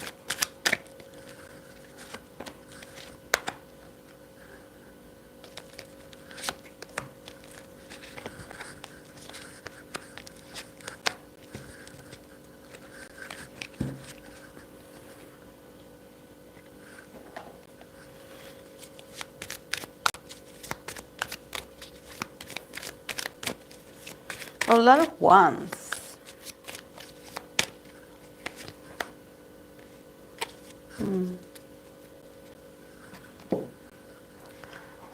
A lot of ones. From Baekhyun's perspective, about Dio, we have the Wheel of Fortune, Three of Pentacles, the Tower. From Dio's perspective, we have the Lovers, King of Wands, Four of Wands. And then the relationship, we have Apprentice of Pentacles, that it will be efficiency. So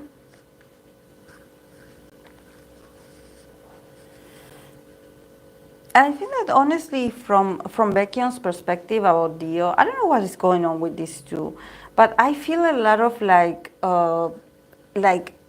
that they are very honest with each other, but at the same time, there's a lot of like, I would say bickering, because it's not about what I say and what I don't say. it's more like both of them are very like alpha. Both of them are very bossy, I would say, and they could like clash from time to time. Because I see a lot of ones, so they are very prideful people. I get this here. And from Baekhyun's perspective, there's something here that I'm like, the guy with the Wheel of Fortune, I think that he's changing, and his whole life is changing, his whole circumstances is changing, everything about his life is changing, and he's also looking at the future with the Three of Wands. He's probably very much invested in a lot of projects about his future, about what he wants to do with his. He's very much like thinking about future projects and probably what he wants to do with him and his career. And with the Tower, I think that definitely he's facing some like transformation. He's facing some instability, I would say, in his reality, but he's hanging on in there. So when it comes to his connection with Dio, I sense that he probably is not that like emotionally connected with Dio, because I think that he's very much focused on his future. There's something about him like going with the flow and probably being very busy and feeling very chaotic at the moment. It's like, like I like you, like I care about you, we will talk later because I'm going through something. Like everything about his reality is changing. So he's like trying to adapt that everything, like it feels like everything around him is shaking, so he's trying to adjust to his vision of what he wants individually, as an individual, what he wants for himself. So probably it's not that the guy is not suffering. I'm sure that he has already his eyes on the goal. This is why I see that he's not looking at people and relationships or connections. He's busy. He's envisioning something bigger for himself. So this can probably affect some connections, and probably has to do with some connections with some other EXO members not being the same, like sort of transforming into something else. And probably he doesn't have the time, he doesn't have the time to, to sort of like get emotional. He's thinking about his future, and I think that there's something about him being more daring and adventurous about his future. So he's in a hurry. And so yeah.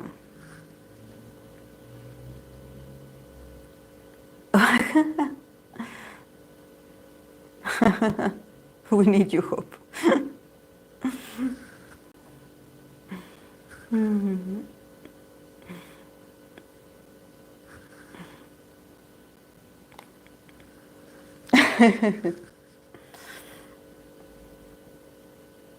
Yeah, I just ended like, but yeah, you can watch the replay.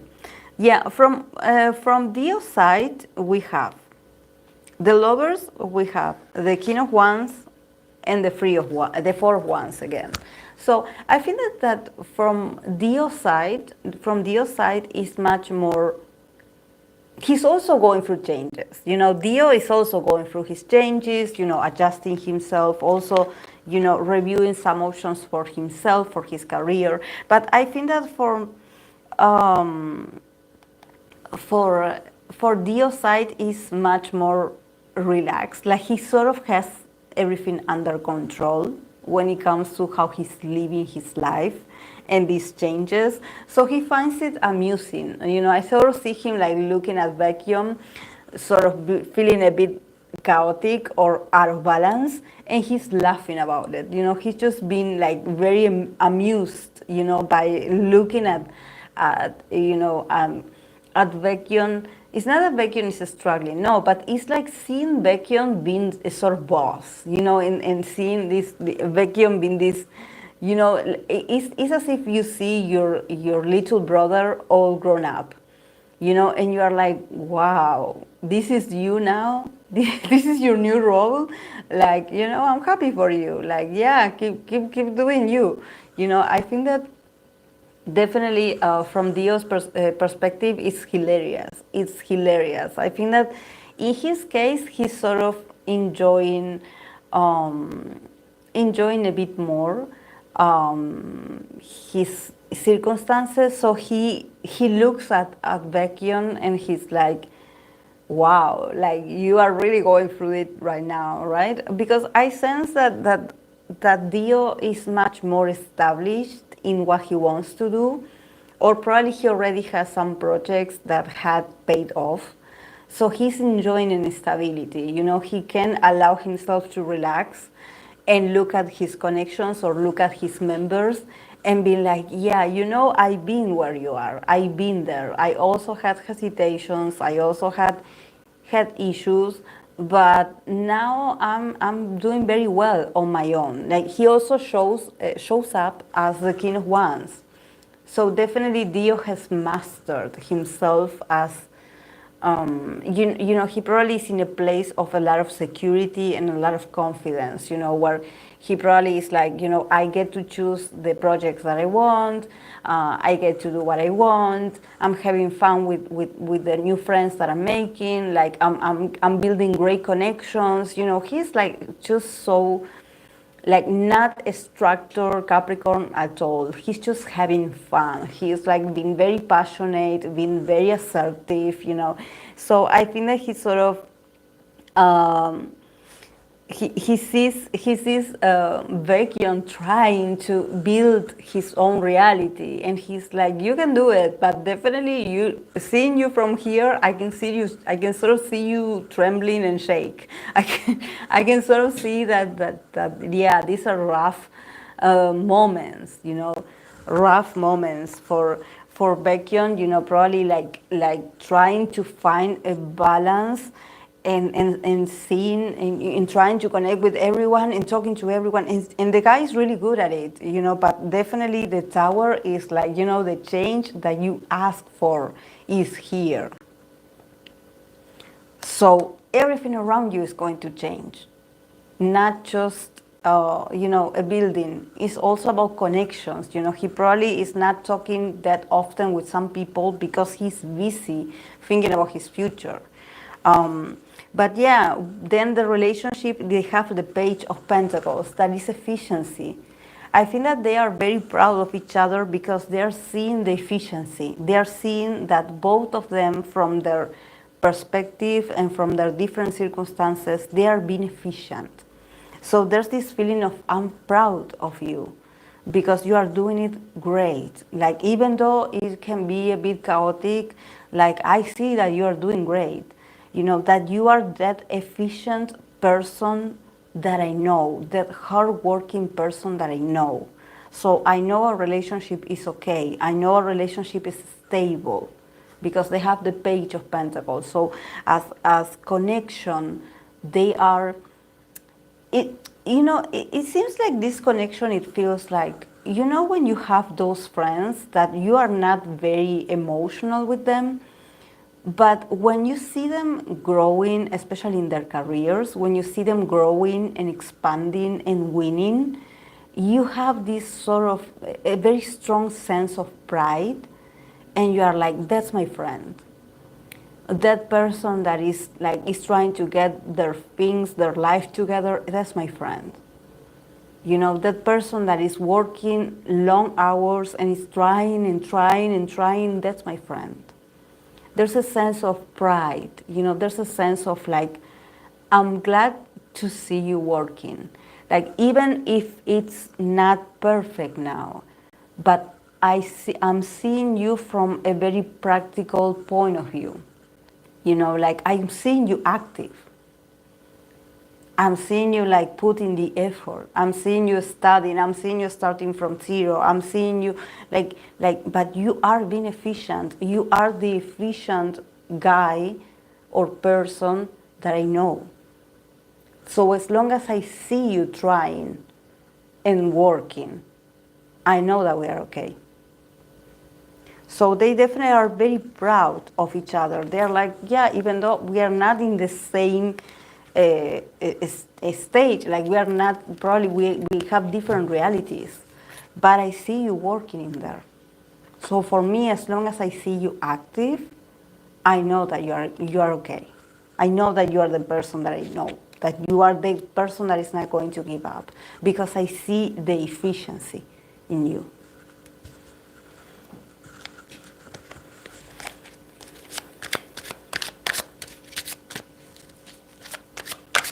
Mm. Yes. Mm-hmm.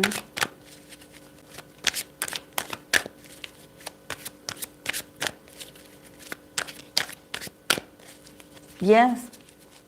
It's like, I don't want to get in the way because I know you're busy. I don't want to interrupt your process because I know that you're building your future and this is important for you. So it's more like I'm looking at you. I know what you're doing. Like I know that you're trying. I know it, and I know that it's tough. But I see you.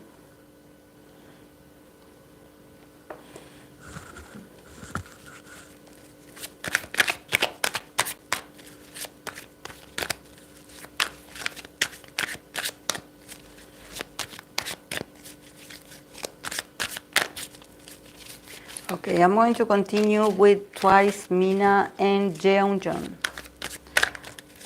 Jeonjeon.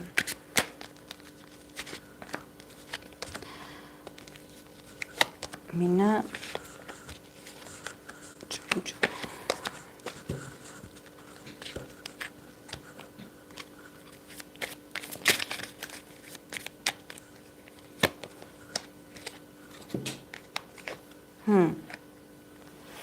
Okay, from Mina's perspective, we have Nine of Wands, the Empress, King of Wands. Then from Jeonjeon's perspective, we have the Magician, Six of Swords, and Three of Cups. And then the relationship, they got the Two of Swords, indecision. So, yeah, definitely from Mina's perspective, I get a lot of fire. Like a lot of, I know she's an Aries, but I get a lot of resistances. A lot of resistance. A lot of resistance. And also she comes in here as this King of Wands. So there's something also about her just being very masculine. I don't know, it feels like she, in her connection, I think that she tries. She tries because in the middle we have the Empress. So I think that she hides, behind this. It's not about being masculine, but it's about like wanting to have the control in all the connections, like being assertive, being a bit aggressive, I would say, setting boundaries, between people. And definitely with Jeonjeon, I can see it, that she puts boundaries. She definitely puts boundaries. But in the middle, we have the Empress. So I think that there's a potential of her connecting a bit more with sensitivity, with being a female, with allowing herself to get a bit much more, to take care more of herself, to take care a bit more of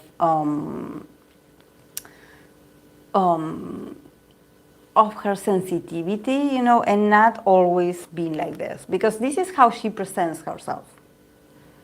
She presents herself like this, and it's really hard to get to her. It's really hard. Inside, inside she is this Empress, inside she is this very beautiful energy. She really can build a very loving connection with Jeonjeon. Definitely she can build this. She has the potential. But I think that she's a bit blocked. She's a bit blocked with, or I don't know if there's something about Jeonjeon that she feels like she has to protect her. And she also gets in this role of like, get on my back, I'm going to protect you. So probably she also doesn't relax, she also doesn't allow herself to show that maybe she also needs protection, or she also needs extra care, or that she also has some emotional needs, It feels like she probably, from her point of view, is like, maybe I could protect Jeonjeon. Maybe I could be of help to her. You know, I could help her, I could protect her from something. Um, and actually, no, maybe, you know, the one that needs the help is Mina. It's not so much like Jeonjong, you know, but I think that she's very protective of Jeonjong. There's something about her being like, you know, this is the way she shows that she cares, by getting a bit aggressive or being that friend that is like they want to be an armor for you, you know. And also I think that probably we have the Empress in the middle, that it has to do, you know, with body positivity and with beauty and femininity. So maybe she's like a bit upset at some comments that Jeonjong got about her physical appearance, you know, that people are constantly talking about her weight, you know. So I think that she, from Mina's perspective, it's like she sees all of that and she feels very angry. You know, there's a sense of like, okay, I'm feeling very angry because she doesn't deserve this. She's a beautiful woman, you know, but in this process of like, I want to protect you, you know. The question would be here like, do you want to protect her, or are you hiding yourself behind that excuse? You know, are you hiding yourself behind all these wandering, all these boundaries, all these wants? You know, what are you hiding behind of that? You know, what are you hiding behind that? I think that probably there's a part of her history that when she sees someone attacking Jeonjong, she sort of sees the same attack that maybe at some point she got herself. Um, I feel like she can become a bit like you know, masculine. Like, let me handle this. Like, let me put people in their places. Like, let me do this. You know, I'm going to be your warrior. Like, let me do this. You know, and by doing this, she becomes a bit harsh. She becomes a bit cold. You know. But yeah, from Jeonjong's side about Mina, we have the beautiful cards. We have the Magician, the Six of Swords, and the Three of Cups. So definitely, yeah, from Jeonjong's side, she's not hopeless at all. You know, actually, she's also in control. I think that also Jeonjong, she knows that, you know, she wants to help Mina move on, advance, or maybe get out more and do more with her. You know, let's travel, let's go out, let's meet other people, you know, let's go out in groups, like, let's do more, let's go out and get some fresh air, you know, like, let's see the outside, you know, let's do more.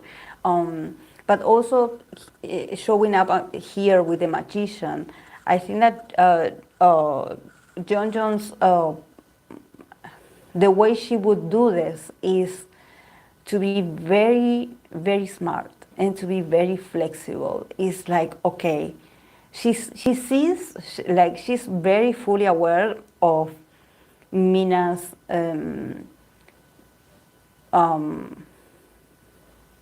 resistances. You know, she definitely sees them. So she's like, I have to be very smart. I have to be very smart to sort of convince her, you know, convince her to, like, let's go out, let's do more, like, let's change. There's something about Mina probably not changing her routine or probably doing the same. And Jeonjong is like, you know, we can change a few things, you know, meet other people, like, we can go out there, we can go to different places that we've never been before. So I think that Jeonjong knows how to get to Mina's heart. She knows because she's like, I have to do it from a very flexible point of view. Like, I cannot just grab her and invite her to my reality and be like, okay, this is what we're going to do now. No, with Mina you cannot do that. With Mina you have to be slow. It's like dancing tango, you know. It's all about leading her, but also letting her lead, you know, so she doesn't get uncomfortable, you know. So you have to sort of dance with her, you know. You have to guide her and let her guide you, you know. And when she's feeling uncomfortable, you know, you stop in a bit and you be like, okay, you know, it's it takes a while, but I think that Jeonjun's idea is great. Is great. The Free of Cups here. I think that she's like, you know, let's go out, let's have fun, let's be girls of our age. Like, it doesn't have to be fancy. It can be a small gathering. It can be intimate. You know, it can be us and one more person. Like, it doesn't have to be flashy, you know, but let's go out, you know, get out of your comfort zone. Like, let's go out. I will take you. I will take you. This is why I think that Jeonjun gives me the vibe that she's so smart. She's so smart. She's so intelligent. Sorry, guys, I'm back. Probably she has the tools. She has the knowledge. And she also has the playfulness, you know, to sort of making it very light and making it very informal, you know, like, oh, I just had an idea. You know, I had an idea. Maybe we could go over there and see what's over there. You know, like, oh, I actually, the other day I was thinking, I want to go and visit the place. Like, would you come with me? You know, but it has to be it cannot be obvious. It cannot be obvious. And only someone very smart, someone that also, I think that Jeonjun has a lot of potential. Like, probably she has done therapy, but I sort of see that Jeonjun also has the power of being a therapist herself. So there's this feeling of like she's good at advising people, or maybe she's good at convincing people with the right words. You know, she knows Mina's, it's not just knowing how she behaves, it's more like, okay, where do I have the small opportunity to get closer to her without her noticing that I'm doing this? She's so smart. She could actually be a therapist herself. I see Jeonjun could be a therapist herself because she's so intelligent. She's so knowledgeable of people's human nature, and probably she knows a lot about people that struggle with low self-esteem or struggles with mental health issues. You know, she knows, probably because she had been there. So she's like, I know it took me a while. It took me a while for me to get my resources. It took me a while for me to learn everything that I know now about life and about myself. But she definitely wants to share this with Mina.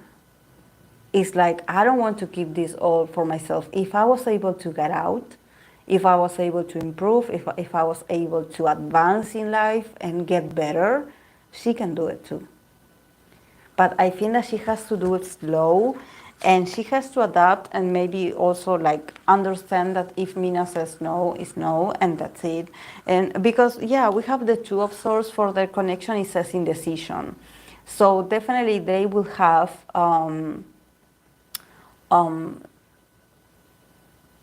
they could have moments where she will have to wait for Mina. You know, Mina will be like, yeah, but not today. Oh no, I don't know. Oh no, you know, so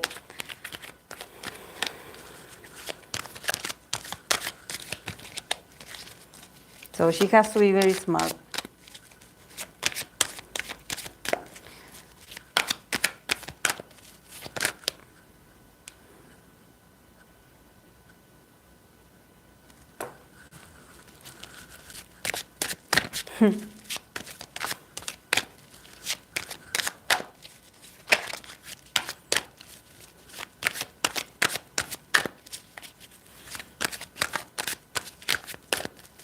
Okay, ITZY and JYP.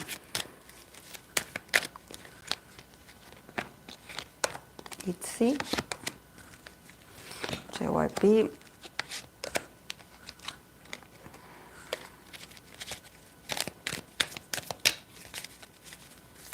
Oh Lord.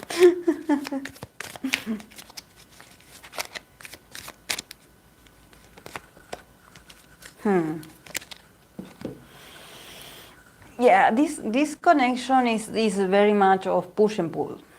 It's all about patience between these two, because uh, definitely the girls are stronger. I see them more. I see them more confident. But yes, they start from ITZY side. We have King of Wands, Nine of Wands, the Temperance. Then from JYP side, we have the Eight of Swords. We have the Star. We have all these naked people, the lovers. And yeah, the connection, we have the handman, that the keyword is surrender. So, yeah, and it's very interesting that reading for these people today, it feels a lot of ones, you know, maybe because we are in Aries season, so it feels like a lot of frustration, a lot of anger, a lot of like, you know, feeling patient, you know, and but also people feeling very like strong and being like, you know, I'm going to say what I want to say and I'm going to express what I want to express, and I feel very confident by doing so. In the case of ITZY and JYP, I think that the girls are very much like fighters. I think that I see an evolution of them finally like being able to stand their ground, and maybe if there are things that they are not happy with, they being the ones to be like, I don't like this, we are not going to do this. I see them speaking up a lot, and probably also letting JYP know everything that they went through and what this whole wild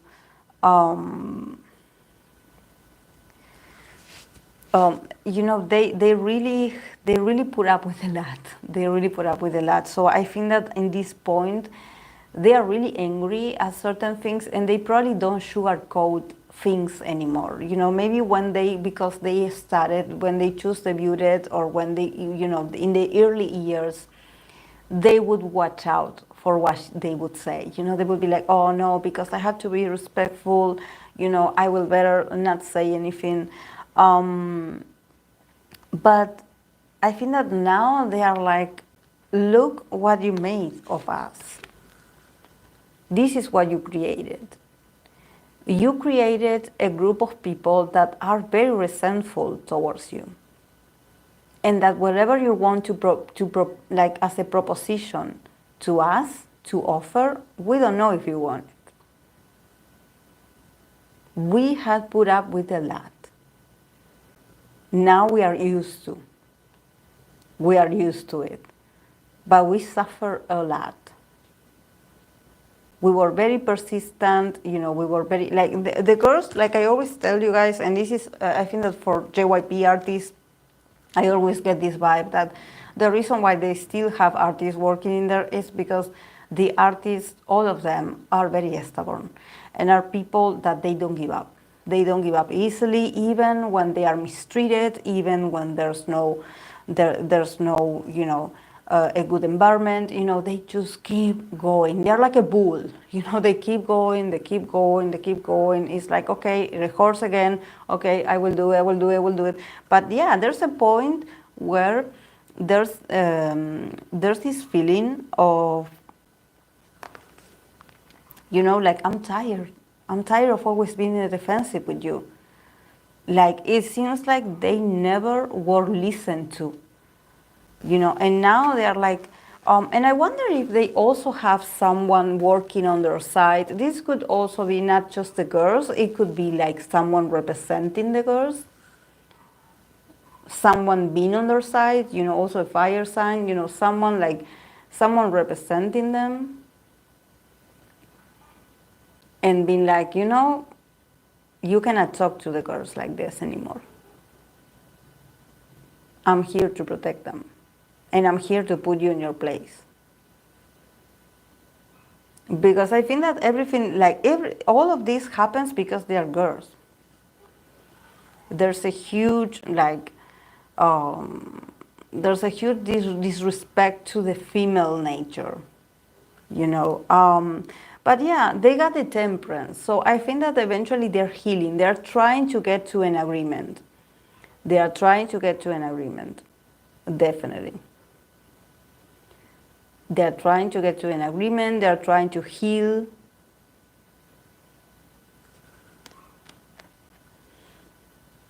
So, because I think that when you are that resentful or when you are that hurt, you cannot keep working for someone like this. But I think that someone must have had stepped in to protect the girls or to talk about the girls, because I feel them stronger. I feel like it's not just them. Maybe they have like legal representation or someone that is like, another guy in the company, someone in there that is like, the girls have been going through a lot. So can you stop?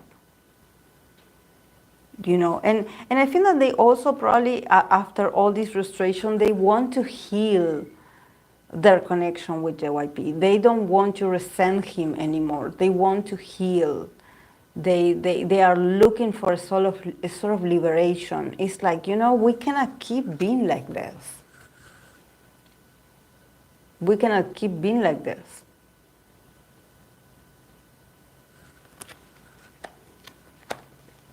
Yeah, and from his side, from JYP side, with the Eight of Swords, the Star and the Lovers, I think that honestly, from JYP side, he shows a bit of, victim mentality, in the sense of like, oh, I'm being like this with you guys because, I also don't have a way out. I'm also losing a lot.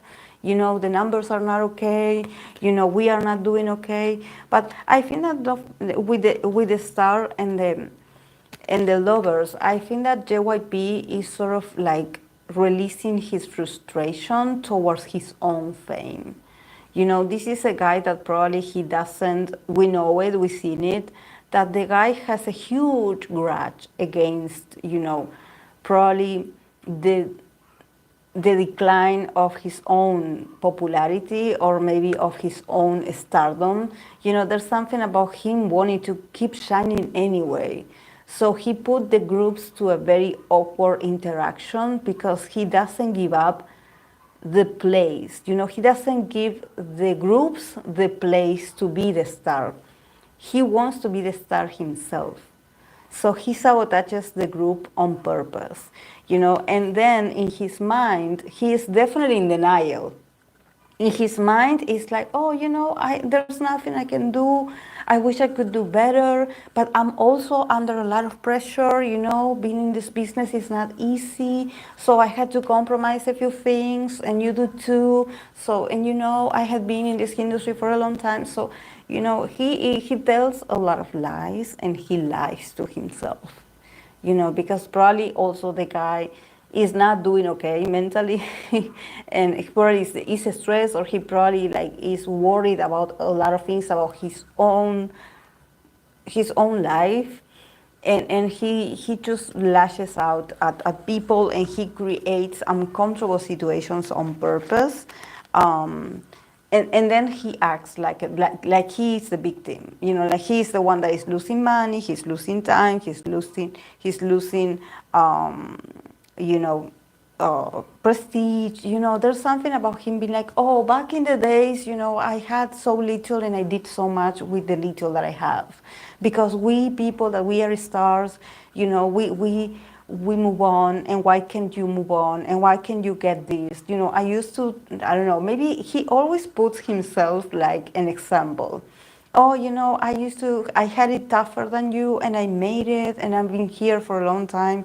So yeah, but because this is the thing. I know that this is with JYP, but I believe some people has said that JYP is no longer a CEO in JYP. Is it true that there's another CEO? I know that JYP is involved in there definitely, but maybe is there another guy? Because I'm curious about this King of Wands. I think that ever since this King of Wands came up, they sort of have, the girls have a sort of defensor. Um,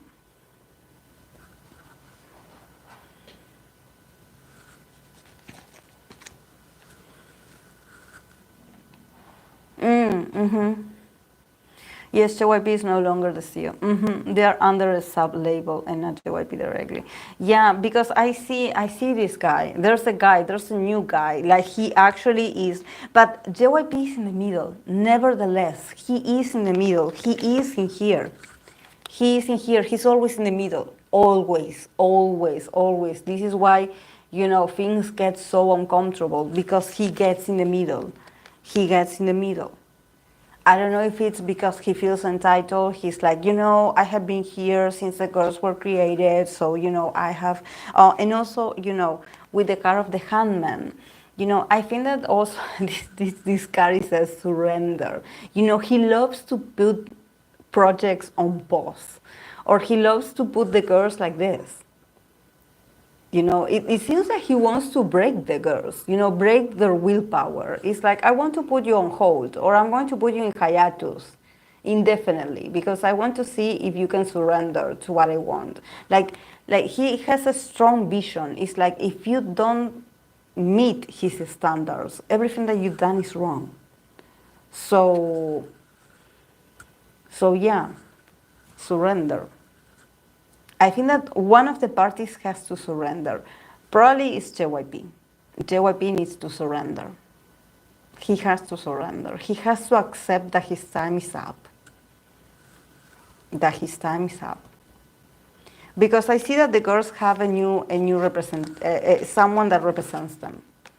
So they are still under a lot of stress, of course, but they're healing.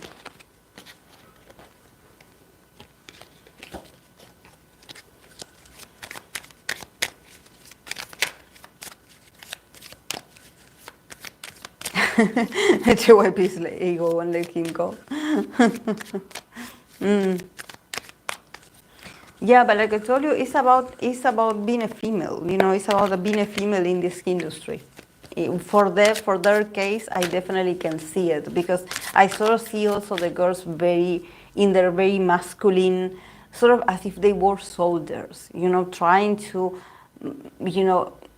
instead of depressing or getting depressed and getting emotional, they are just like hanging on in there as if they were in the military. They are trying to be rational. They're trying to be, focus on the goal. Do not get weak. Do not show vulnerability. They're trying their best to show this very masculine front. To not be defeated.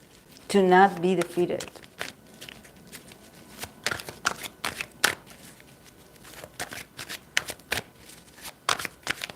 I will never forget JYP and Wasa's performance. And Jackson's face, of course.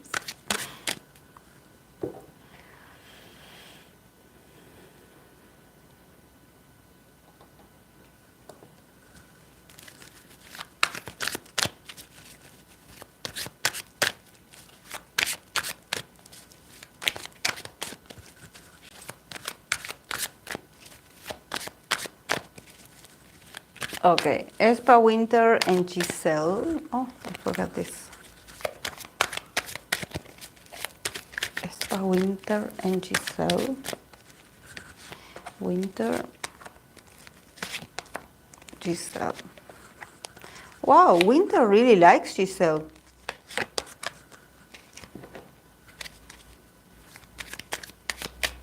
Like, I'm so happy that I see emotionality in Winter because usually I see her a bit detached.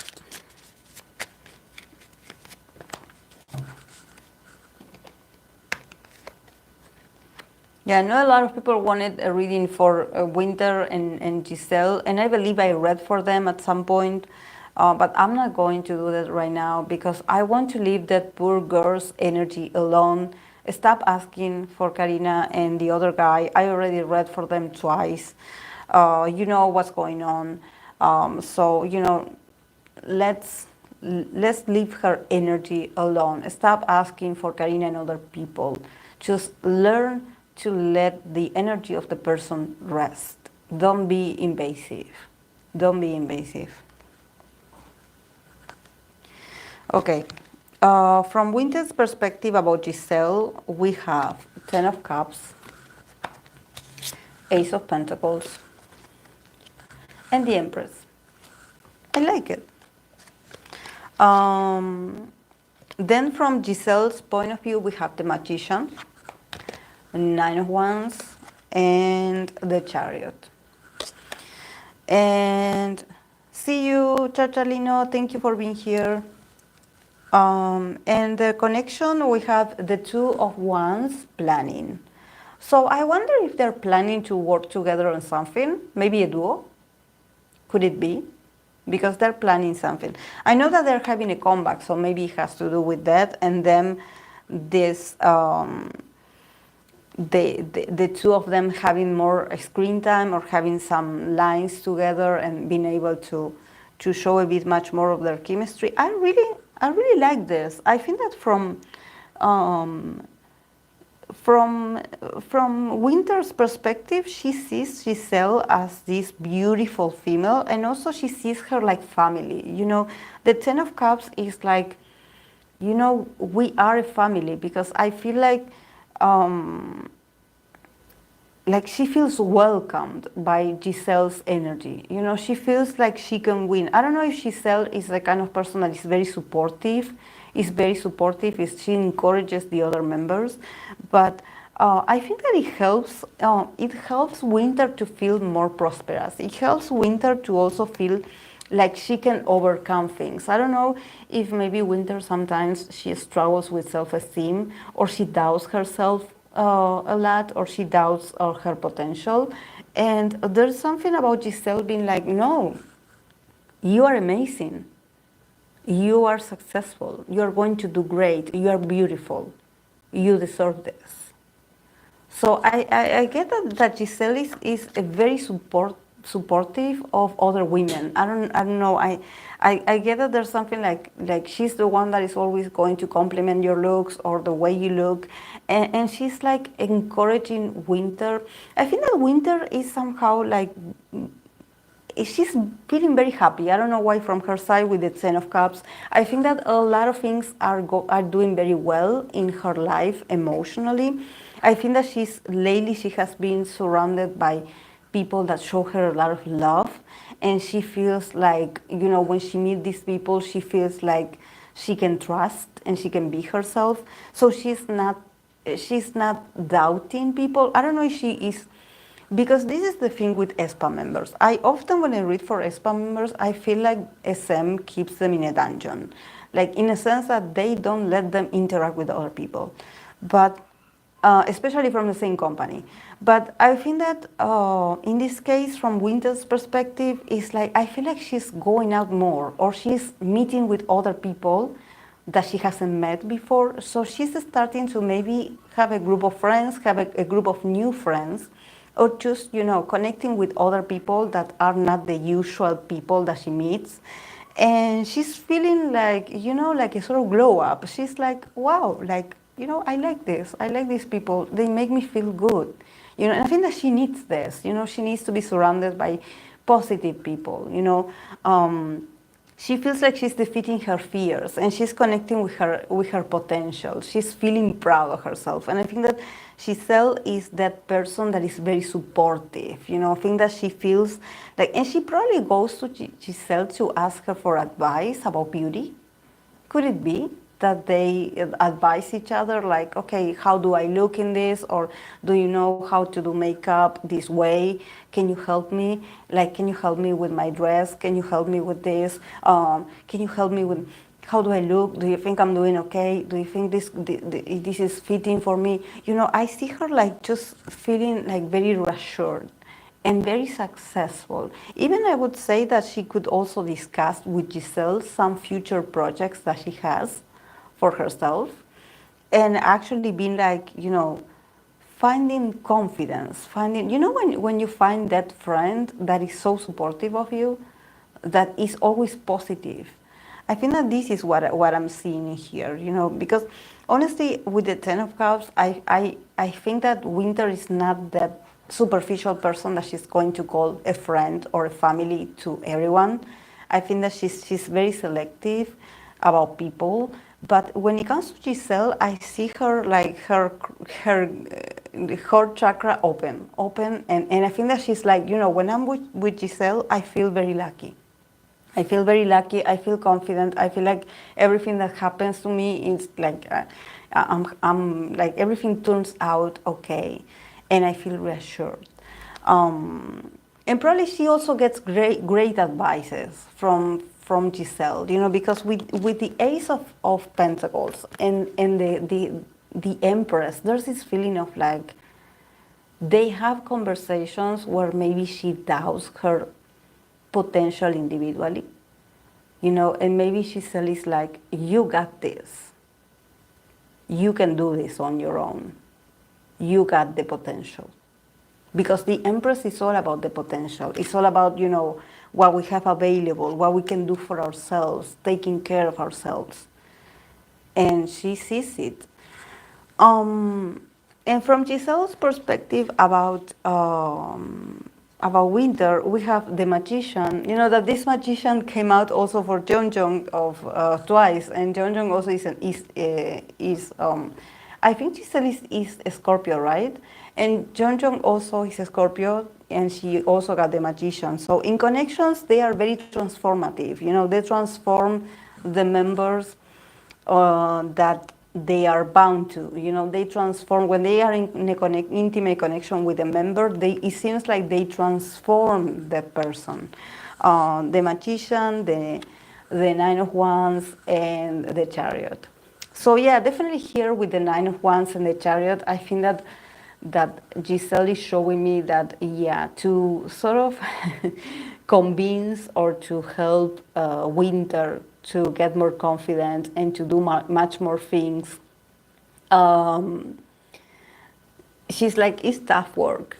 It's tough work to get Winter out there, to get Winter to move, to get Winter to get out of maybe her pessimist side, her probably feeling like, oh no, this is not good for me, this is going to turn out bad, and she is like this magician that she's like, sometimes I have to be very smart and I have to be very intelligent about what do I communicate to Winter. So I think that she sees that Winter is someone that sabotages themselves a lot. So she's like, in order to promote a change in Winter and to help her break these boundaries that she puts herself. Sometimes I even have to lie a bit, or I have to exaggerate some things, or just being, extremely positive on purpose so she can get out of these boundaries, so she can allow herself to move. And so I can move as well. So I can move as well in this connection, because I feel like she's someone that also doesn't want their friends. I feel that Giselle is someone that is very free spirit. She believes that in her own destiny. She is a magician. She's someone that transforms. She's someone that transmutes. She believes she has the power to change her life, to change her luck.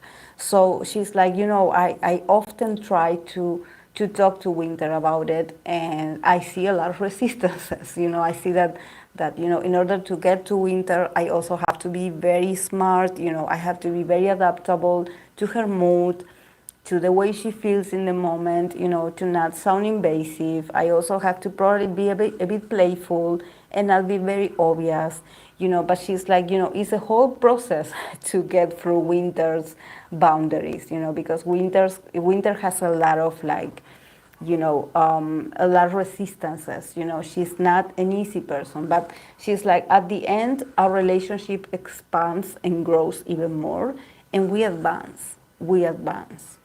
Nevertheless, we always advance. But I think that she also shows that probably to get Winter to trust you is challenging. It's challenging. Probably, like I mentioned at the beginning, Winter doesn't trust that many people, and maybe sometimes she can be a bit negative about certain things, or have a negative view about certain things. And I think that Giselle feels like, in this I can come up. In this I can come up and sort of play with Winter, play with her and sort of convince her that, there could be some challenges, but we can advance. we can advance. That I also had been there myself. That I also can be negative myself. That I also sabotage myself. But together we can advance. We must advance. This is our moment. We have to advance. The chariot is like, no matter what happened in the past, they have to rely on each other, on their connection to advance emotionally, even when they see that there's a lot of obstacles ahead. So she's very interesting because I think that she definitely knows how to transmute the negative thinking, because she probably also has been there. So she's like, I've been there. I get why she is like this, but we need to be our best. We need to be this. We need to be the empress. We need to be on top. We need to be successful. We need to be prosperous. We need to be smart. This is how we play the game in here. We cannot show weakness.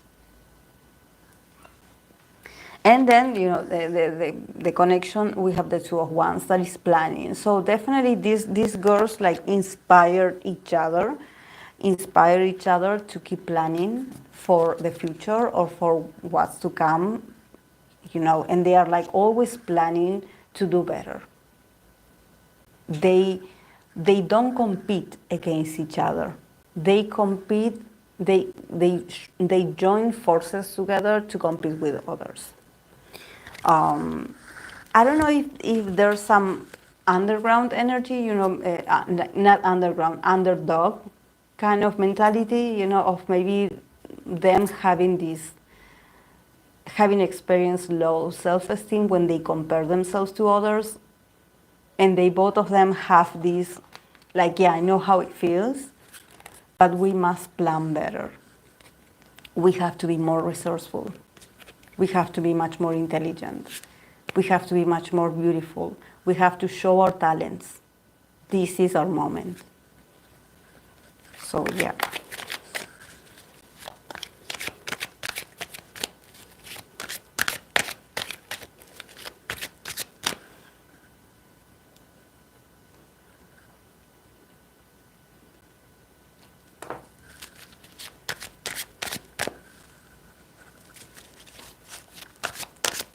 Okay, I'm going to continue with Stray Kids, Hyunjin and JYP. JYP, the building, the company. Stray Kids, Hyunjin and JYP.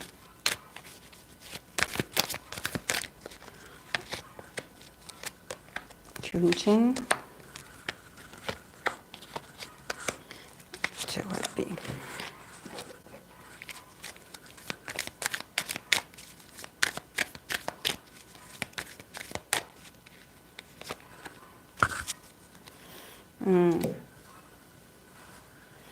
Yeah, from Hyunjin's side, about JYP, we have the Six of Pentacles, the World, and the Ten of Wands. So, yeah, and from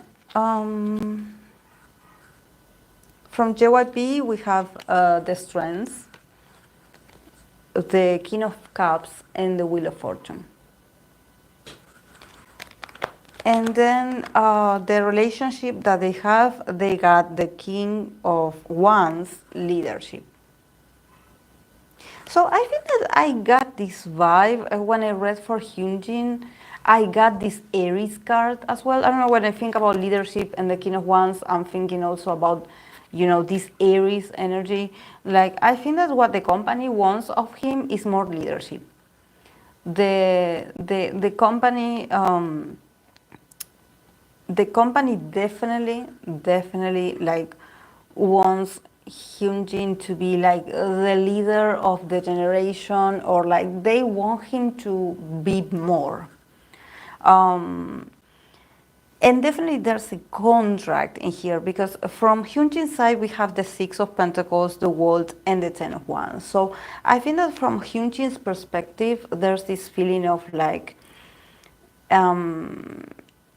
he signed a contract, he signed a contract, or maybe he signed something, or he sort of agreed to something with JYP, I don't know if they were like, okay, for you, in order for you to come back, or in order for you to be this, you need to do this. But also with the World card and the Ten of Wands, I think that for Hyunjin, times are changing. Things are changing, and he's hanging on in there. He's doing his best. He's adapting. He's showing up. He's just like doing. Sort of like, I don't know. It seems as if they gave him a loan of money. They gave him something, and they're like, okay, we gave you this. Now you have to give it back. You have to pay us back at some point. And I think that they always remind Hyunjin that, oh, remember when we gave you this, because we were so generous. We gave you this chance, or we gave you this. So remember this. And I think that for Hyunjin, with the World card and the Ten of Wands, I feel like he's already tired of that narrative. He's already tired to feel like he owes them something. He's tired of sustaining this. It's like, like, I'm doing my best. I cannot do more. I'm doing my best. I swear I'm doing my best. But I think that they guilt trip him. They don't let him, like it seems like they always, like, because the walker is about the cycle. It's a cycle that never ends. It seems like he's working extra hours to pay something that was already paid a long time ago. But nevertheless, it seems like they don't let it go. They don't let it go. So it's like, I'm doing I'm doing what I can with what I've been given. Like, I swear I'm trying so hard to sustain this. But the guy is also tired. He's also tired. And from the company, yeah, we have the Strength card, we have the King of Cups, and the Wheel of Fortune. So I think that also, I don't know why, this King of Cups, it gives me very manipulative vibes. So I don't know if maybe they give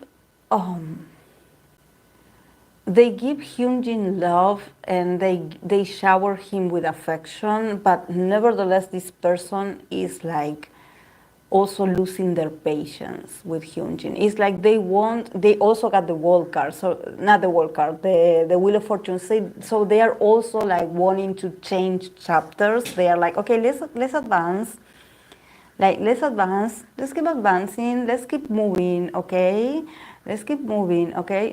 And also with the Strength card, I feel like this person, if this is the person that is guilt tripping Hyunjin, I can see it, because it's like someone that is like, that shows that they are so loving, that they are so patient with Hyunjin, that they believe in Hyunjin's potential, but they are actually holding a lot of grudges against Hyunjin.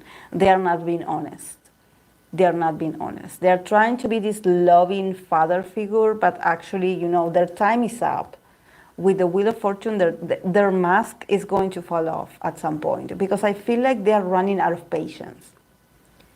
I don't know if they are not getting the feedback, or they are not getting what they want out of Hyunjin, or they are not getting, maybe it's money, maybe it's something that they are doing with Hyunjin's image, and they are like, but you could do better. Actually, we expect you to do better next season, So I sort of see this person be very forcefully nice to Hyunjin, but I think that this person is lying, is a liar. They actually don't care for Hyunjin. This is like all the bosses, like all companies. But I think that this person at some point tried to show themselves as, oh, I'm compassive, I'm understanding, I really love you like a son, and then they are like, okay, like, what is the result? What is the result that I want? This is not what I wanted from you. I wanted more. I expect more from you. So I think that this person's nice attitude is going to fall very soon. It's going to change because they're losing their patience. I don't know why. They are not getting the results that they want, so they are losing their manners. I would say they are losing their facade of, oh, I'm such a nice person. Like they are losing the empathy that they have for Hyunjin. I don't know. But yeah, the card is leadership.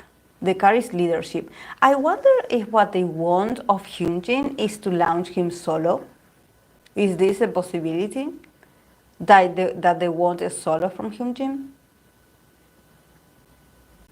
Because they're like waiting for sort of results. It's like, we want to see what you got. We want to see what you got. We want to see what you got. Because, you know, everything that we have been working for with you is to put you in here, to put you in this leadership position. Like, get ready. We are very close. So it's like, you know, we don't care about the others. We want you. So you better step up. Like, you know, we're waiting.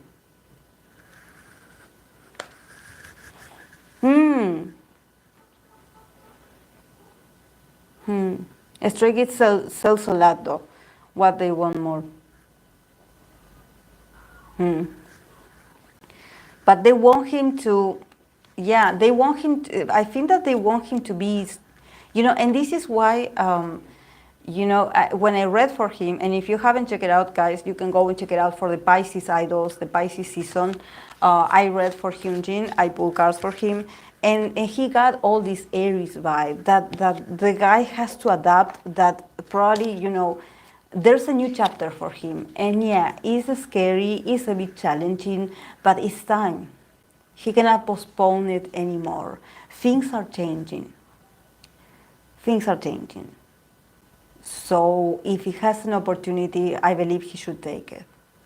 He should take it because there's something going on backstage. There's something going on backstage that I think that maybe he should take his opportunity. But he's so indecisive. This is the thing. He's not an individualistic person. So it's hard for him to make a decision for himself. Because he's like, but what about the group? You know?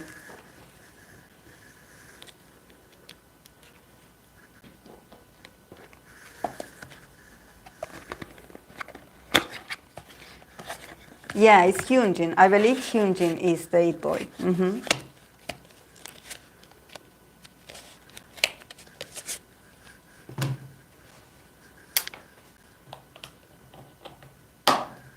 Yeah, Stray Kids Pink Lover is absent today, but yeah, she's our regular stay. Yeah, there's a lot of expectations on him. Yeah. They want him.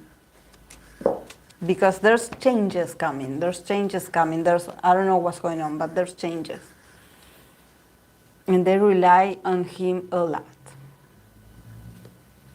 And they love to remind him of that. Like, oh, look how much we invested on you. Or look how we did this for you. So, yeah, it's shady. Okay, guys, I'm going to go. This was fun. 2 hours and 30 minutes. This was fun. Thank you so much for the likes. Thank you so much for being here. I appreciate. Thank you, guys, to the moderators. You have been working very hard today.